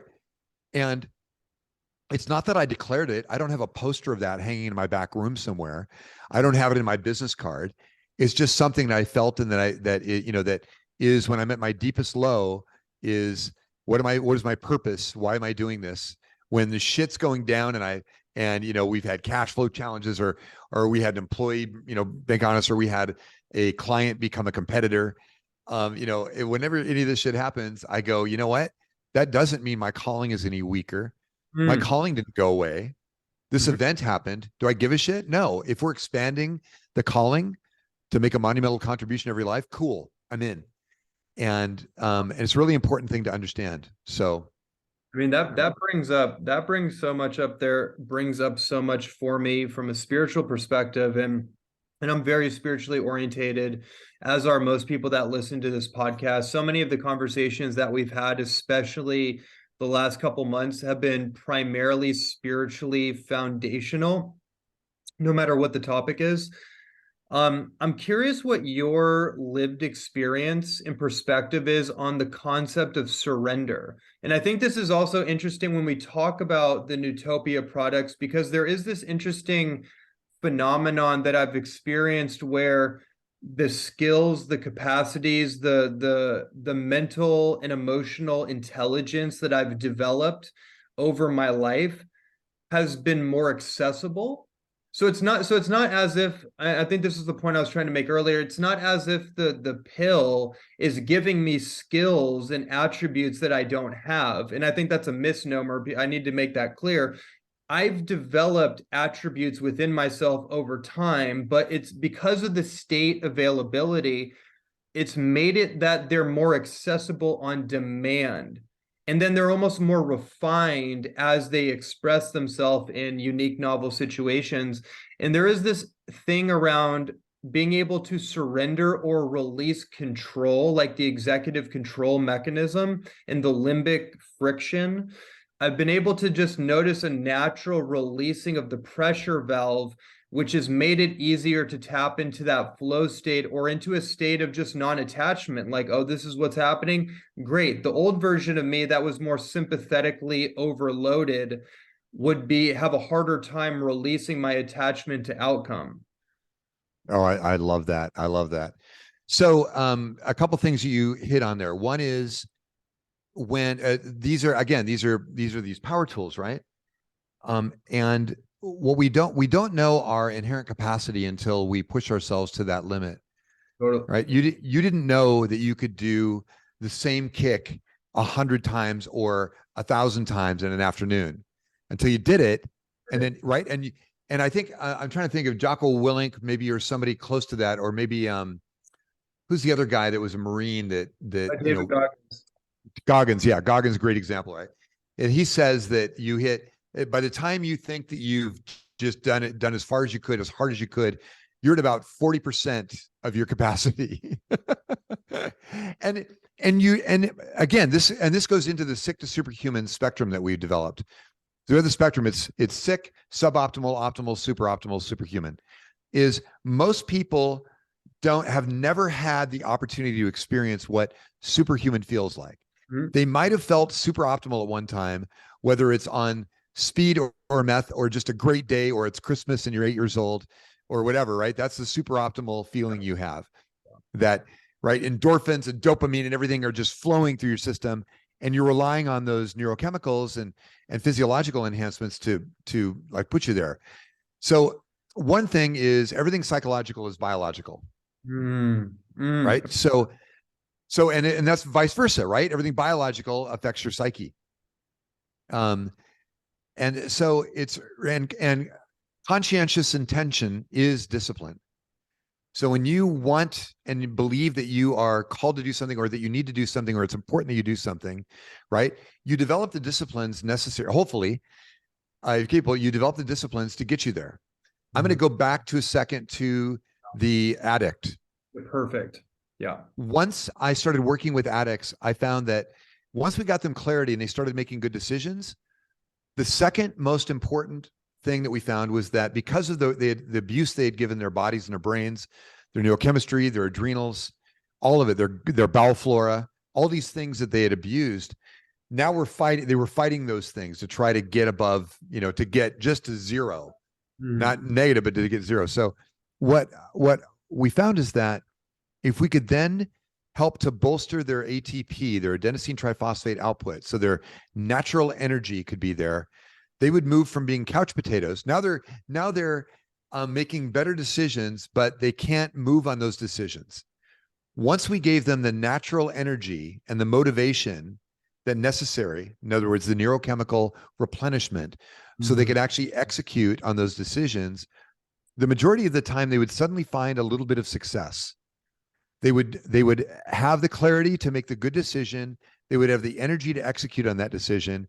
They would get the feedback, right? Which is what dopamine's all about. It's about getting it right. The reward and motivation. And you go, holy shit, that worked. It's cool. I'm rocking it. And then they go, man, if this works, what happens if I do more of this? And they start fueling themselves instead of by the drug. They start fueling by their own internal mechanisms that say, hey, you're not an asshole. You're not a loser. You're not going to be a failure your whole life. You made a successful decision. You've done 2 of them in a row. You've done 3 of them in a row, right? And then you can start seeing the poor decisions as mistakes, not your life. You're not defined by those mistakes, right? And that redefinition of your heart and soul becomes a catalyst for further growth. And then also, like one of the things they do in 12 step is, you become a mentor for other people going through the process, right? You become a sponsor. And before I met Matt, I was very undecided on 12 step program. I still don't know if it's the cool thing. There's some insights on both ways, but what I do know is that I've been lucky enough to have some of the greatest mentors in the world who have changed my life. The guy that founded Covey, 7 Habits, was my mentor on business culture, and a great friend, dear friend, Will Murray was his name. And and Jack Nichols, from Nike, and Wyatt Starnes in business, and it goes on and on and on. I could go all the way back to when I was a little kid doing soldering in a guy's garage when I was 6, 7, 8 years old. He was an MIT grad and a Xerox PARC guy, and he just let me have his lab and garage so I could be a weird little kid and try this stuff. Every one of those people came into my life as a result of inherent curiosity, my own, and their love to see that curiosity take shape and blossom. Mm-hmm. When we start making good, decent decisions, and the feedback loop and the energy that we have to execute on those gives us a feedback loop that says, that was a good decision. This is cool. Stay on this track. The outcome of that successful outcome, will make such an enormous impact on your life that it becomes a direct spiritual magnet to pulling people into your vortex. Mm-hmm. And what I found is that the people that come in are the people like Matt and Wade, who took my little fledgling company and turned it into a powerhouse in this industry and into a much more powerful solution to help heal people's minds and bodies. So it is, one is being open to the fact that, dude, I was never good enough. Right? I'm not the guy that's got the fucking PhD or the MBA. This is my 18th company. I was just lucky not to die in any of them. Right? Wow. To be taken down. So, and we have to remember that the human spirit is both more capable than we believe. It's capable of incredible feats of awesome, but it's fragile beyond measure. Totally. And so in both sides, right, is like understanding that the words that come out of our mouth, the phraseology, the understanding, the insight, is that if we do it with the right intention, even the wrong things we say can be repaired, and they can be built on in a positive way. Mm-hmm. And the other is, let me show you something. I'll pick this up. Yeah. So my dad was a Trappist monk. My dad was, from the time he was 15 years old, he graduated school early, and then he went into the monastery. So for 3 years, he didn't speak. Oh, wow. He sang Gregorian chants in Latin, and he used a sign language to say, pass the potatoes. And so, and he was vegetarian as well during that period. Mm-hmm. And so my dad was fasting. So when he left the monastery, of course, the next thing he did is became a Golden Gloves boxer. Oh, of course. So Natural progression. yeah. So this is my dad, and this is the thing that my dad would say to me. He'd say, be kind, for everyone you meet is fighting a battle you cannot see. So perfect. And this is my dad at 176 fighting welterweight. And that's us. Yeah. When we think that somebody's got their shit together and that they don't stink, that same shit doesn't stink. Fact of the matter is everybody's got some struggles that they're dealing with. I've met billionaires, and though they can write a check to cure a lot of things, that's still not going to change the fact that they've got a tumor that they can't control. Can't control the fact that their spouse is sick and tired of the bullshit that they have to go through to be who they are. That they've got a security detail, right? Right. Their life is an open book, or movie stars. We work with, we work in Hollywood, and there's a lot of these people. They're just under, they're under the watchful eye of the paparazzi on a daily basis. Oh, yeah. And right, and there's do you know that? I don't know if you know the singer performer Sia. I'm aware. Sia Fuller. The reason that she appears on stage now, she has a wig that it comes down, and the wig is like her face, and she turns around and faces the opposite direction of the crowd and sings her songs. Interesting. The reason is she's actually doing, it's almost a protest. And it is, she goes, nobody prepared me for the fact that I was going to walk down the street and be mobbed by people. Yeah. Nobody prepared him for that. So, People so think it's that really that's what they important. want. Yeah, no. You didn't sign up for that, right? I signed up for being an artist. I signed up for doing this thing that I do. But it becomes a freak show after a while, and it's very difficult for you to get out of it because you're defined by, like Madonna has to reinvent herself every few years. Movie stars, they go in and out of favor. You see new ones appearing all the time, and it's a fight for who's got the best jawline. Um, so so for us and for the solutions that we're creating, our goal is to help people become more empowered. Yeah. We want to give the tools and techniques to dial up your inherent power because everybody's got these inherent strengths. We believe in the Strength Finder. There's a Strength Finder book, and it's a test you take in the book. And basically, what it does is, but it was a very powerful tool.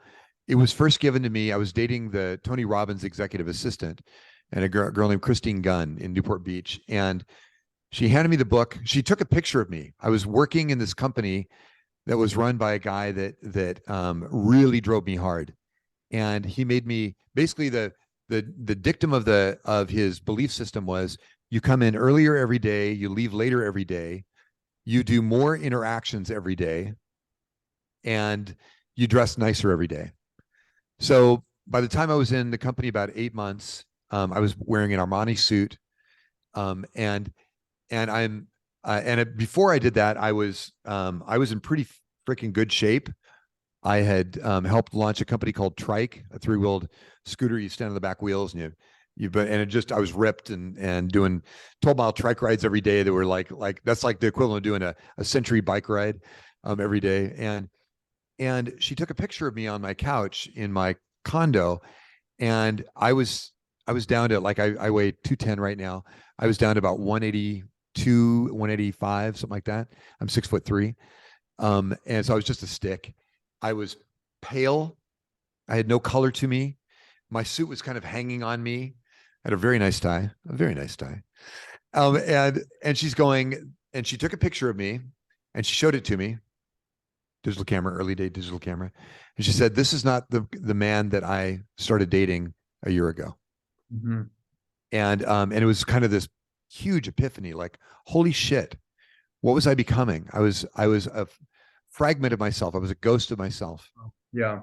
I had bought into this thing. I'd signed up for this thing, and I was paying the price that I couldn't write the check. I was making really good money, and really, like, I kind of enjoyed most of my job, but this treadmill I was on, I couldn't get off, and I couldn't find that way. Mm. I think that a lot of people are on that treadmill. Yeah. Or young entrepreneurs, you're doing your first startup or your second startup, your third startup, and you can't find your way out of what's going on. Real estate investors right now that are going, holy shit, can I hang on long enough to take advantage of the downturn? Those kinds of things. People that are deeply vested in the stock market that have taken a hit, people in cryptocurrency that are flailing. It's really important to understand that that's not your defining life. Yes. If you have set yourself up for that to be the definition of you, take some time to reflect, start doing some journaling, do some morning pages. If you don't know morning pages, I highly recommend them. Just Google it. You can get the PDF and or buy The Artist's Way, the book The Artist's Way, and take a look at that. Julie Cameron, great, powerful tool for getting out of your own shit. Go buy Dave Barry's Greatest Hits, a great, funny book on it's just stream of consciousness stories. He's a comedic writer, but it helped get me through my separation and eventual divorce, and make it in one piece, and be a human at the end of it. There's a bunch of tools that I think are really important for people to start looking at. Like, what's a favorite book of yours that you read that made, like, what's a profound book for you? Yeah. Man, there's so many. The one that's coming up right now it's a book by the philosopher Seneca, on the shortness of life. I don't know if you've read Oh, the book. yeah. Yeah.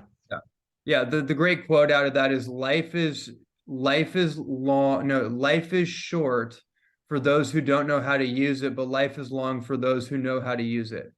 But most people don't know how to use it, therefore life is short.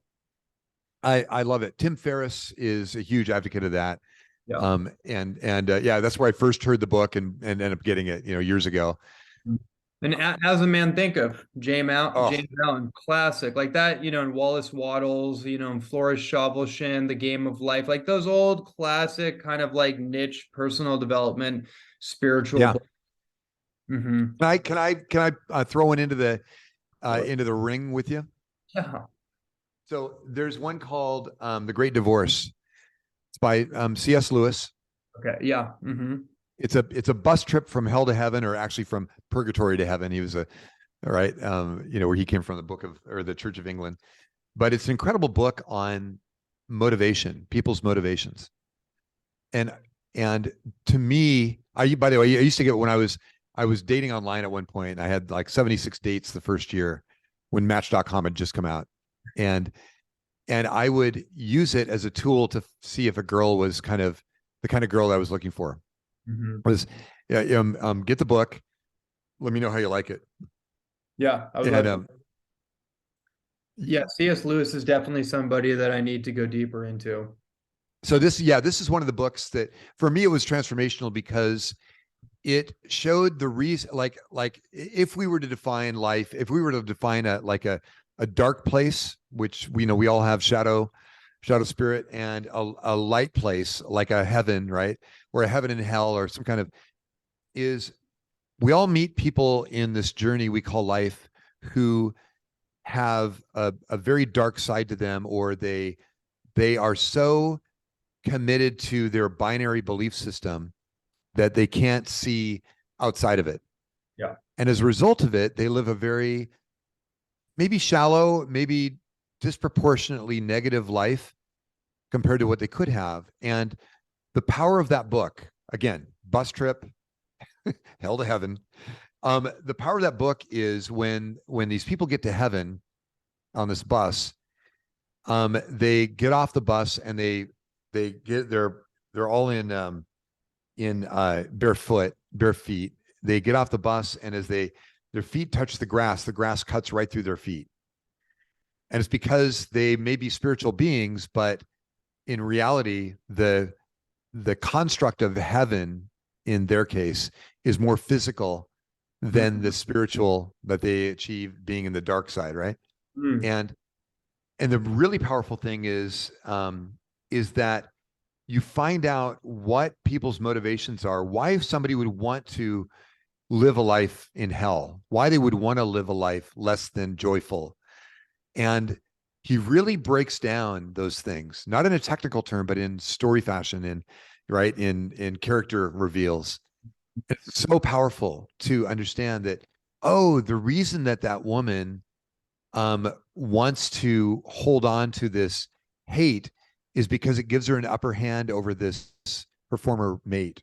And even though that's going to put her in a dark place, like the bus goes back to hell, and they can either get back on the bus or they can change, because Right. they can't live in this place where you can't drink the water because the water's more solid than they are. Goes right through them. They can't eat the food. They can't do any of this until they become more solid. They become less transparent, more authentic. Mm-hmm. And and I think that's a really good definition of where we are in our lives. Is we're constantly battling our social veneer, the thing Yeah. that people see as us, and the real, true, authentic, vulnerable us. Yes. Brene Brown is one of my mentors in that.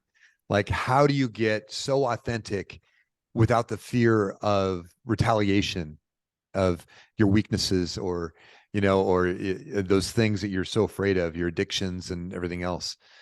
And this is also a piece around something that I've termed addiction logic, which is the conscious and subconscious and interpersonal motivations for why we seek out external coping mechanisms to numb, sedate, medicate, and tranquilize whatever that internal disconnect is, that trauma, disconnect, emotional wounding, whatever the neurotic tick is.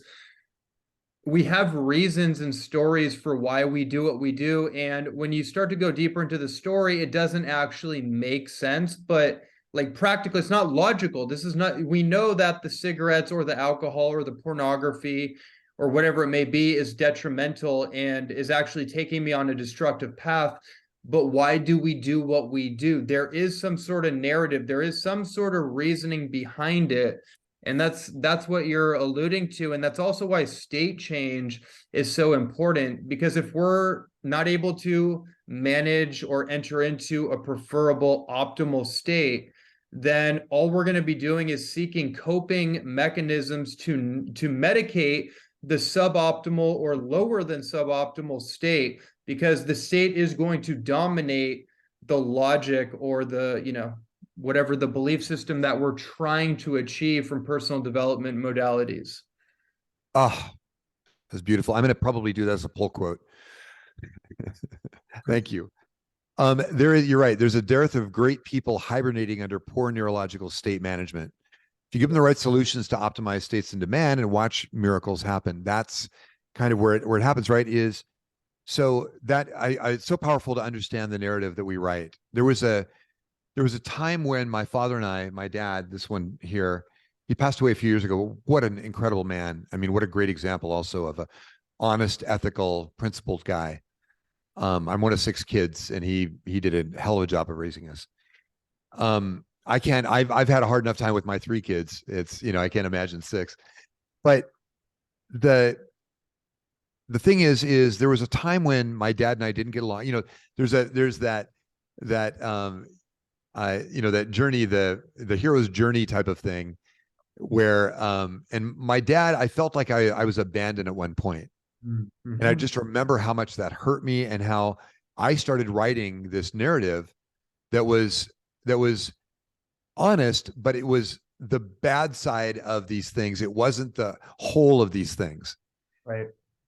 And once I started, as I got more mature later on, and I started understanding the whole of those things and what I gained from our relationship, and what a badass guy he was, and how much he supported me when I'm a geeky kid. We didn't grow up with money, but he made sure I always had the technologies I needed to do the science that I needed to explore the depth and the breadth of my capabilities, not understanding that my mother cried one day when she found a quarter in my dad's coveralls he was a heating and air conditioning tech, because it allowed her to buy some more powdered milk to make more milk for her kids. Right. And it was, it wasn't, we never thought we were poor. We just, cause my parents were incredible parents, but when I look at that and I go, holy shit, man, we were those people that were one paycheck from, on the street at times. But we always lived in a nice home. We lived in decent neighborhoods. We had great friends, great quality of relationships. We always ate good food and those things. But the narrative I had built up in my head was one that was very detrimental to our relationship. And it propped up, it was kind of like rusty scaffolding, propping up the belief system that the reason that I wasn't a success at that time, or the reason that I wasn't as great as I could be, was because my dad didn't love me as much as he should have at that time. Right. And once I got rid of that, once I disassembled that scaffolding completely, and I changed the narrative, and I actually wrote my stepmother a love letter, to try to mend the fence. And it completely changed everything, because in the process of writing the love letter, by the way, highly recommended for people that are having conflict with somebody, is even if you never give it to them, write down the experience of being with them, all the shit that you hated and all the stuff you loved, and then really focus on the stuff that you loved and look at that and see if it doesn't make the shit that you hated pale in comparison. Yeah, that's great. And it really becomes a powerful tool. Again, even if you don't give it to them. When my wife died, when she committed suicide, my kids and I, a few months later, we wrote down things that she would said that we thought that were interesting. She was super talented and really capable, and things we thought were interesting. And then also the things that we hated about the fact that she left us early. And then we built a nice fire in the backyard, and we made little paper airplanes and flew them into the fire, and let it be the end of it. And it was very powerful, because the fire took away the pain. The fire became the catalyst, literally a catalyst for those events. And we were able to rewrite the script. And instead of the script being, you left us early, you didn't love us, right? It was, I can't believe how much pain she was in, and yet she wasn't letting us, she wasn't challenging us with the pain. She was just dealing with it. I mean, how brave is that? As you know, as awful as it was, right? It's a really And yep, and how much she loved us that she didn't want us to be subject to her depth of hell.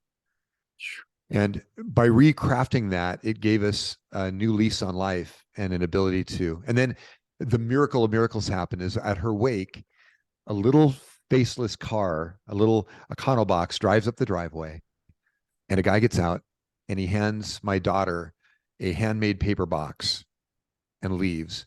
We have no idea what it is. We just have to sign for it. And we open up the box, and in the box are letters from the people who received her organs.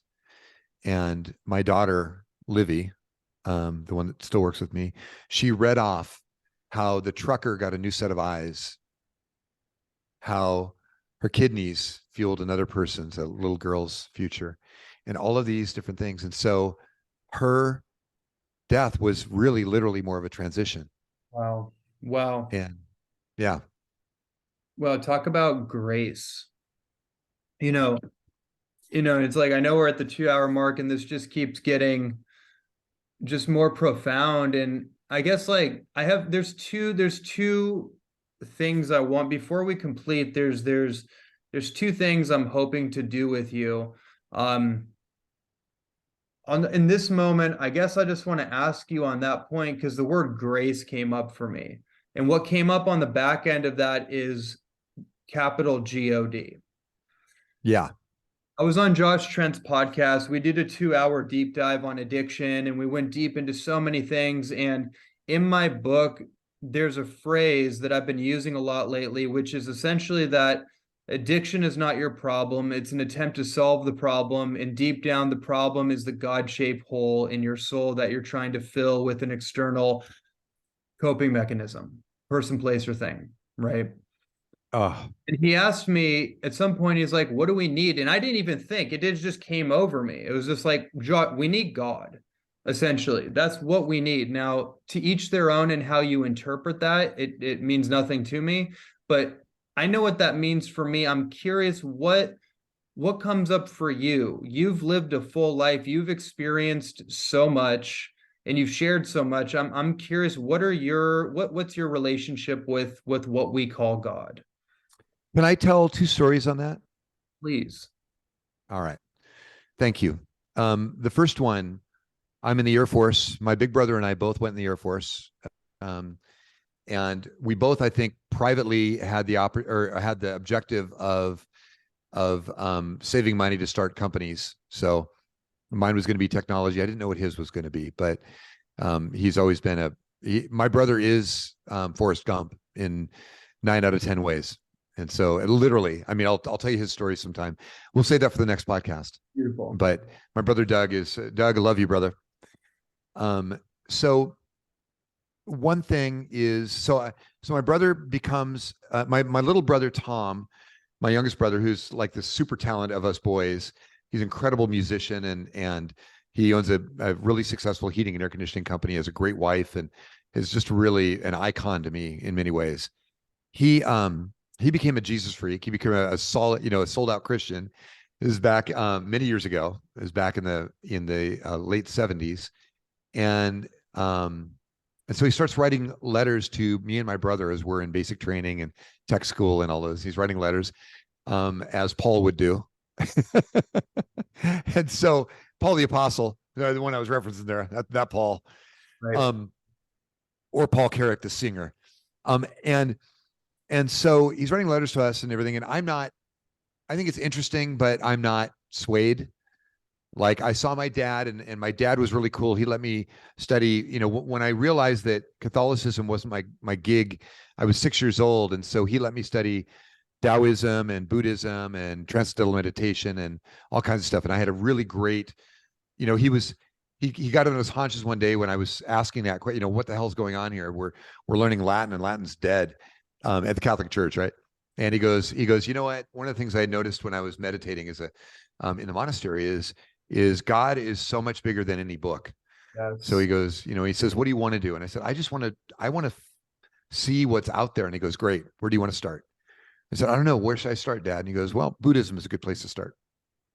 So I studied Buddhism, right? And I studied, and then I had when I was 8 years old, there was a school teacher's assistant who loved the fact that I really had a shiny Schwinn bike that I rode, a 10-speed Schwinn Varsity. And so he said, let's go riding one day. We went riding one day, and that guy happened to be a transcendental meditation practitioner, and he taught me TM. And so then that led to Taoism, and that led to Kung Fu with a neighbor who was practicing Kung Fu, and learning that as a both a discipline and a martial art at the same time. Not Kevin Kingray. Kevin Kingray was my girlfriend's brother. But anyhow, all right.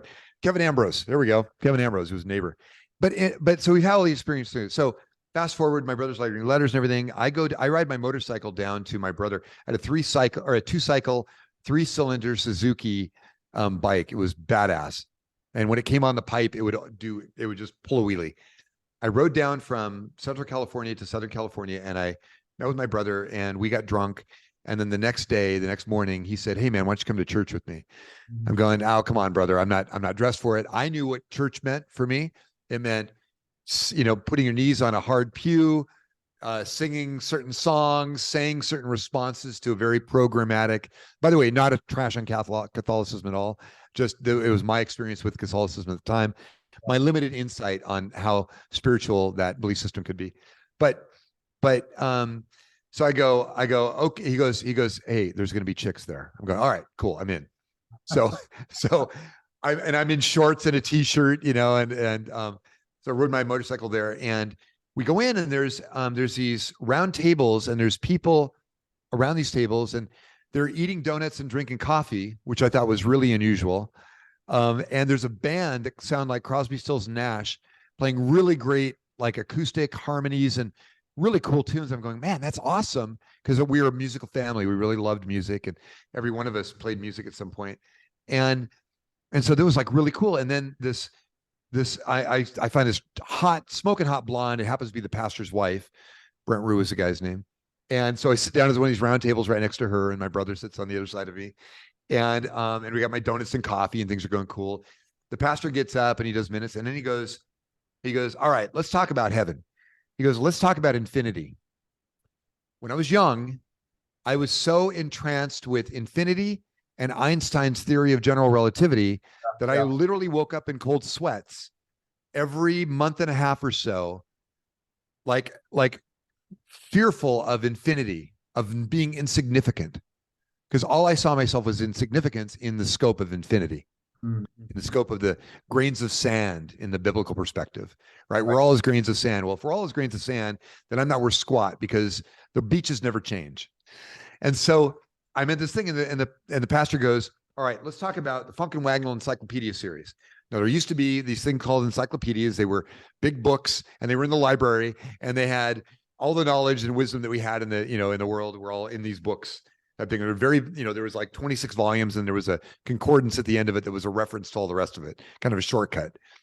And so he goes, "You open up page 1 of A, and it's aardvark," and you're going, "Oh shit, man, that is so cool!" And for 1,000 years, you're super excited about aardvark, and you turn the page, and you got another letter, right? You just keep doing that, and he's we're all laughing, and he's 6'6" maybe at the time, I think.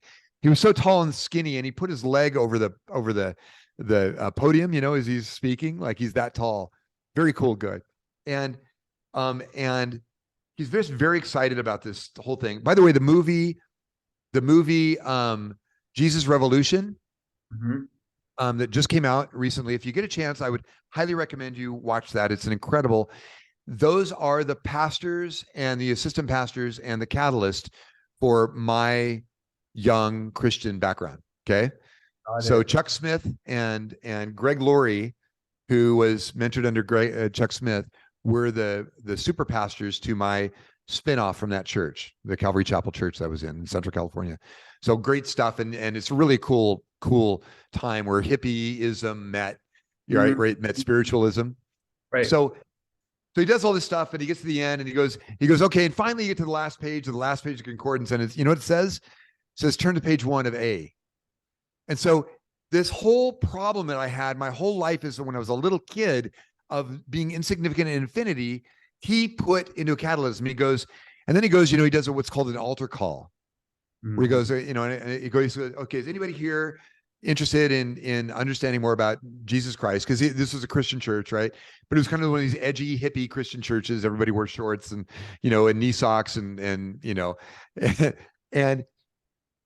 and so you kind of close your eyes and then you raise your hand. Oh, we want to stand up, right? It's kind of like increasing your commitment to this thing. Mm-hmm. And he says, if you want to like understand more, just make a commitment to kind of allowing this spirit to flow into you, like this Jesus Christ thing, this Holy Spirit to kind of flow into you. And he says, I guarantee that you'll have this expanded experience. And I kind of opened my heart to this event. And what happened was I saw the vision that we'll call it God. The vision that the spirit or God or the universe gave me at the moment was this brick wall at a 45-degree angle. It burst open, and this word, and I absolutely swear to God that this word came to me like it was louder than a human being in my ear, said, you now have the key to all wisdom, creativity, and knowledge. Go use it. Wow. It wasn't go preach the gospel of Jesus Christ. It wasn't go, it was like, oh, holy shit, what happened? And then I get in my motorcycle and I'm riding home, and the first girl I ever had an intimate relationship with, Krista Lewis, happened to be, and I hadn't seen her in 3 years. She happened to be on the freeway in Southern California. I'm from Portland, Oregon. Happened to be in the freeway in Southern California, driving north on the 405. And I look over and I see her, and I've got, of course, a helmet on, and I keep waving at her, and she keeps going faster in the diamond lane. And, I'm good. And it's on a Sunday afternoon, I keep going. And finally I pull my helmet off. She recognizes me and cuts my hair. And I try to tell her about this experience. And she's like looking at me like, dude, no, we had sex. Don't tell me about this Jesus guy. Right? And then I get to my dorm room. I get to my dorm room in the Air Force on my base. And I come in and my roommate is drinking with a bunch of buddies. They got a 24-pack of really shitty, cheap beer. And I say, you guys, I just got saved. And they close the door, they get a towel and they put it under the door and they go, awesome, bro, light up. And so we took a bong hit. And so, right, all this stuff. Eventually I became a Jesus freak. I got plugged into a church. And again, the church is that Calvary Chapel that they have in that thing. It was really great. A guy named Brad Haven on Trinity Court was starting a church. So I did a thing called church planting, where you become the early members of a church and start finding it.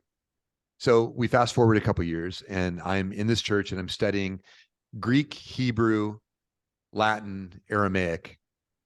And I'm studying all of the different Bibles that are available, the New American Standard, the hippie Bible from the 1970s that they had. They created this cool kind of colloquial Bible. The New King James, the old 1611 King James, right? And I'm reading all these, and I'm dissecting every scripture, and I'm teaching Bible studies to kids, and I'm leading some worship, music and those kinds of things, and doing home groups and those things. And one night I'm playing it. This is part 2, by the way. One night I'm playing guitar, and I'm just alone, and I'm studying the Bible. I'm studying all the stuff in Latin, and I'm reading about Paul, the Apostle Paul on the road to Damascus, and I'm reading this one scripture that was related to that, and it was Mark 36 something, and it was essentially, it said, love your Lord with all your heart, all your soul, and all your mind, and love your neighbor as yourself, and in that you fulfill all what they called all the laws and the prophets. So basically, loving your God and loving your neighbor basically fulfills all the Jewish tenets, right, that are the Old Testament, that make up the Old Testament. And I'm trying to figure out literally the word "the" in Hebrew, in like 2 AD, and I'm trying to put all these pieces together in this very structure, I'm trying to like build the story around this and have it make sense, because I'm going to teach kids the next day at church. And the epiphany was, love your God, love your neighbor, and love yourself. Yes. And in that, you fulfill all the laws and prophets. By the way, I have a really cool Michael Hedges Raga acoustic guitar thing, like hammer-ons and pull-offs and stuff going while I'm doing that. So it had a musical background. It was really cool. Love to be able to do it now. But what it is, and I mentioned that I had low self-esteem because I was an acne-riddled kid. I hadn't started bodybuilding yet, so I was really skinny, and I'm in the Air Force, which is like 90% guys and 10% girls. So they're few and far between, and I had no relationship, and I was lonely, and my fellowship was everything, and the church I was in was everything, and I just was going through a very dark period in my life, and I realized that I didn't love myself. And Mm-hmm. if I didn't love myself, how was I going to love my neighbor? And if I didn't love my neighbor, how was I going to prove my love for God? Mm-hmm. And so I went to church, and we had a great church time, and some music and stuff. And then the pastor Brad says, anybody have anything to share? And that was my epiphany. I said, yeah. I said, we're masturbating on the word, which is not the term you want to use in front of the pastor's wife. Right? Is we're masturbating on the word. And what we need to be doing is just going out and showing our love to people. And in that, probably building up more self-love because I didn't have any. And in that, kind of being an instrument of God. And we don't even have to say God bless or Jesus lives or anything like that. We just need to be the example. And in that, we are playing the part that God would play physically if they're right. And we'll be this natural extension. And I was asked to leave the church not soon after that, but for many reasons. But that was one of them, is that the pastor's wife thought that I was a little bit of a troublemaker, because it's not dogma. There's no dogma in that, right? Best ones are. So yeah, and it was great. It was a really super good lesson for me, but it was a key thing. So when we talk about God, Yeah. when we talk about, one is that I have I had this traditional Judeo-Christian background growing up. My dad, Trappist monk, and then Catholic Church, and then studying the Eastern philosophies, and then becoming a Jesus freak, and then suddenly leaving the church. My wife and I left the church at one point, and feeling the vacancy that happens when the God-filled hole that you and Josh were talking about. Yeah. And it's huge. It is a big thing. And I got to tell you, if I can Mm-hmm. share this insight, is I was doing some biofeedback, some neurofeedback. I was in the middle of the desert, at an $18 million mansion owned by one of the Hollywood guys. And my business partner, Matt, says, hey, if you're interested, there's a lady I'd like you to meet. Her name is John D, and she does a thing called um, emotional freedom technique. Mm-hmm. And if you're interested, she's going to zoom in for you, and you can go to your room and see if you want to do it. You're not obligated to do it, but I think it might be really interesting. And Yeah. we sat down, and she did kind of this timeline therapy with me, where she brought me back to my earliest trauma, the earliest one I remember, when I was young, little tiny child. And then just kind of walked me forward, and we got to know, we did this stupid thing of meeting my younger self and getting to know him, and then going through the event in my mind and my heart, and feeling the trauma of it, and then kind of systematically diffusing that trauma, and holding that little boy's hand, and then going to the next event, and it was just a really incredible thing. And I found in that event this understanding of God in a way that I didn't know. That when I left the church, it's kind of a hard line. It's kind of a binary event where you go, okay, I'm out of it. There's no redemption. There's, this whole Jesus Christ thing that I've been leaning on for all these years doesn't exist. And there's, and Like the story of, agnostic or atheist. yeah, you're right. Yeah. Yeah. And it's scary. And then what I realized was, regardless of the validity of that, the Christian narrative, the idea I look now at the cellular mechanisms, and, being a scientist, I go back and understanding how things work, and you go, there's very little fucking way that stuff just arrived. Totally. Right. My dad used to say, his thing was, go ahead and take all the parts. My dad would give me his broken watches and clocks and say, go ahead and put those in a garbage can and wait a million years. They're not going to form a clock. They're not going to form a watch. There must be something else that is a coordinating thing that is able to understand. I mean, and then look at an atom. An atom is, 99% open space and a little tiny, electrons revolving around neurons, neutrons and protons, and somehow they're held together. What is the glue that holds them together? I'm going to call it God. I'm going to call it spirit. I'm going to call it, right? Magic. Absolutely. And how do you explain all the perfectly timed, synchronized moments of 0 point precision, surgical precision moments in your life that you've alluded to that were so improbable that you could never plan or predict or map out? There certainly wasn't any user's manual. And going from tragedy to triumph, and that not just being like a movie phrase, but that being your lived experience and all the scenes that had to happen. I mean, that's why I'm asking you the question. Like, how do you explain that? What, you know what I mean? Okay, we gotta whisper this.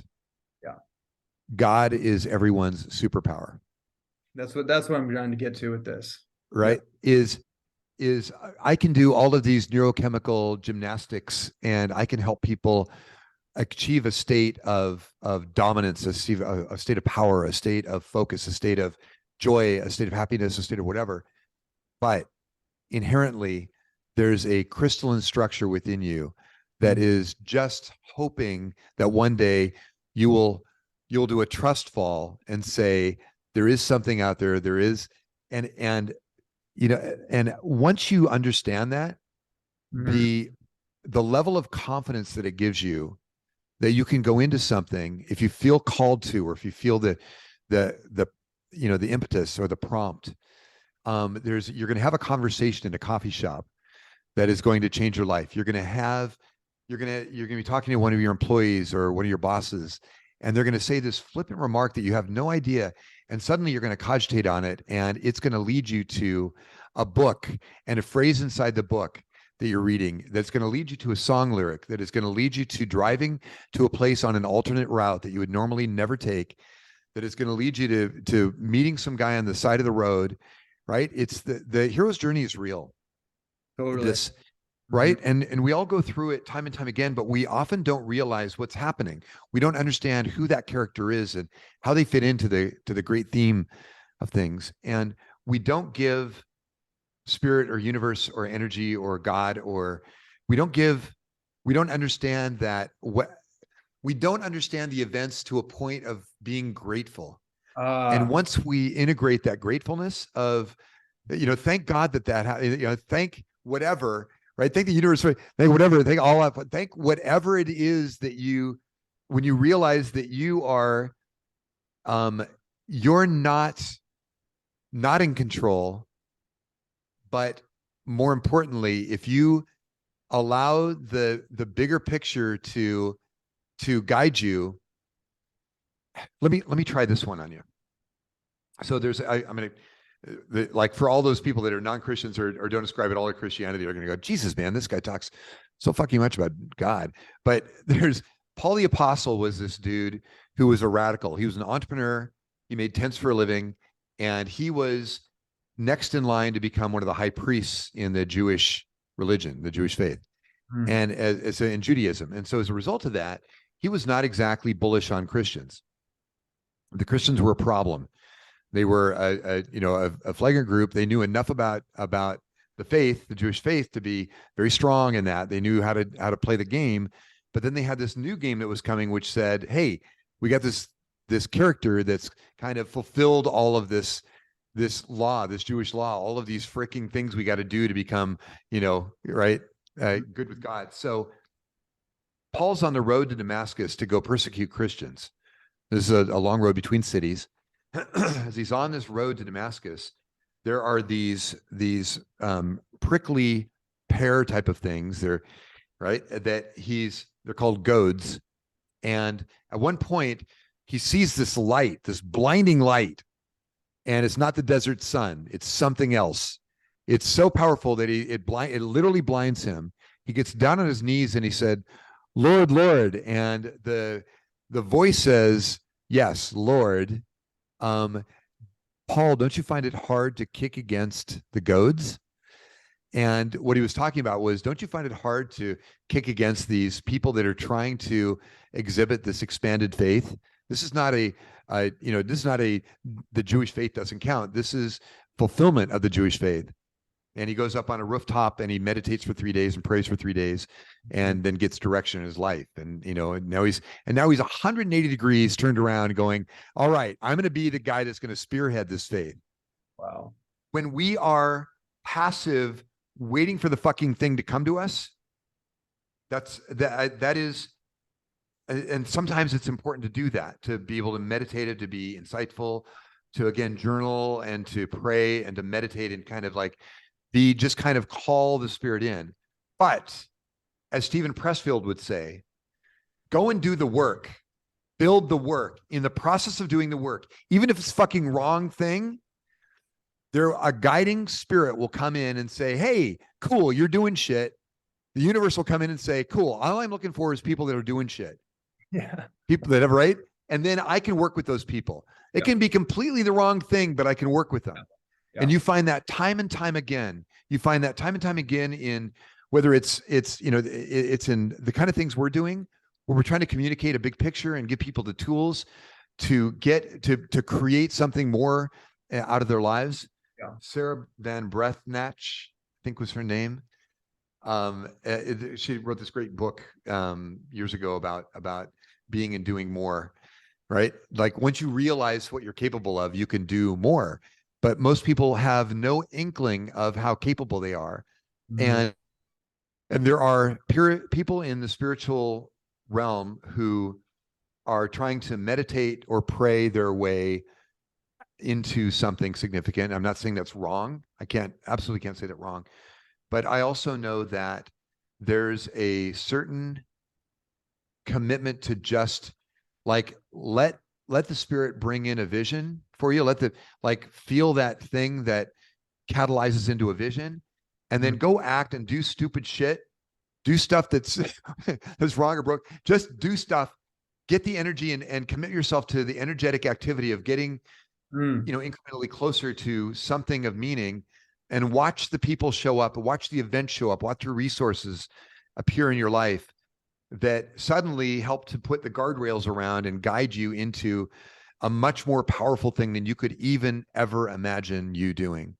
Mm. So that would be my spiritual encouragement. And that's my definition of God. God is that thing that comes in and fills in those blanks, who encourages the people to come in, the person that showed up at that coffee shop that said that word, that got you reading that book, that got you taking that alternative route, that got you meeting that person on the roadway with the flat tire, that got you that suddenly realizing that, I've had all of those fucking experiences, and they have all been catalysts for great change. All of them. Go buy somebody a lunch anonymously. Yeah. See somebody at a grocery store and buy their bags of grocery for them at Whole Foods. Don't tell anybody, just do it and receive the joy of doing and being in that, and watch the fucking blessings flow in. And I don't say that like, I know that sounds like the old lady that you went to church with. Oh, just bless those people. But there is a reality to going and doing shit that sounds stupid, but doing stuff in a place of abundance in your heart and soul. It just seems to feed on itself. I can't explain it. And it's the reason that I believe that there's probably a much bigger entity, power, strength, creative thought, idea, brain out there that's doing a lot of work. And all I got to do is kind of like commit myself, and that thing will come in and give me a bunch of tools and solutions and guidance. And so that's God. That is amazing. And I full-heartedly agree with that from my own lived experience, philosophically, psychologically, on every level. And that God spark that's activated when you give of yourself in ways that, I want to use the word intelligent, but it's unique to the individual. It's not like random acts of quote unquote service. It's things that actually call you, that resonate with you, that there's some kind of spark, there's some kind of intuitive nudge, and that joy that you feel inside of you, that is the healing force. That is actually the thing that heals you beyond anything external. The external things, in large part, are actually state change mechanisms to help tap you into the state where you can be in inner alignment and the life force can activate and flow through you. And who you become in that process is actually the dopaminergic goal. It's not the outcome, it's actually the goal of who you're being in the flow of life. And I completely agree with you, and I'm so grateful I asked the question because that was an amazing answer. I appreciate your insight, and also I appreciate you giving the breadth and for us to be able to have that dialogue. Very cool, Ronnie. Thanks, brother. Yeah, Mark, this has been absolutely incredible, and we'll definitely have to do a part two. Um, Love it. what an incredible deep dive! What an incredible, great way for us to connect. You're definitely a kindred soul, and I'm so grateful for the company that you've created, the formulations, your partnership with two other men that I respect and admire. And yeah, if you're looking on YouTube, you get to see this amazing packaging of the most amazing cognitive performance, brain health optimization supplements that currently exist. I mean, look at this; it's so cool. The Dopo drops. Yeah, I'm looking forward to continuing to explore and experiment with all that myself. And yeah, all the links for Nootopia, all the products are in the show notes. Coupon code Life Mastery 10. There's so much more. I love being part of this whole journey. And so I'll end all that by saying thank you. And where can anybody find more resources that you have to share? I love it. So I occasionally poke my head out on Facebook, and I do it also. So it's Mark Effinger on Facebook. Facebook.com/Mark, MARKEFF as in Frank, INGER. You can also find me. I'll also contribute to our Nootopia Facebook group. So Facebook/Nootopia, Nootopia Brain on Instagram, Nootopia Brain on Instagram. And then feel free, if anybody wants to just reach out, email or whatever, and say, hey man, I heard you on Ronnie's podcast, would love to know more, or I've got a specific condition or issue I want to address. I just had somebody reach out to me from a couple podcasts ago, reach out because they were in a relationship with an alcoholic and needed some insights on that, which obviously you would be a great insight and expert on that. Another one reached out to me because they were addicted to Adderall and they were having restless leg syndrome and other characteristics, and they felt like they needed the focus, but these side effects were starting to compound. And so working with them to help to solve that was something I really enjoy. I mean, again, this happens to be what I do for a living, but this is my calling. And so I'm obliged to be able to help anybody that needs it. So yeah, amazing. Well, it's an honor and pleasure. I look forward to continuing to connect with you and develop this relationship and all that you guys are doing with the Nootopia and Biooptimizers mission. So with that said, thank you, Mark, and I look forward to connecting in the future. Awesome, Ronnie. Thank you, brother. And give Josh my love as well, will you? Oh, I will do that for sure. All right.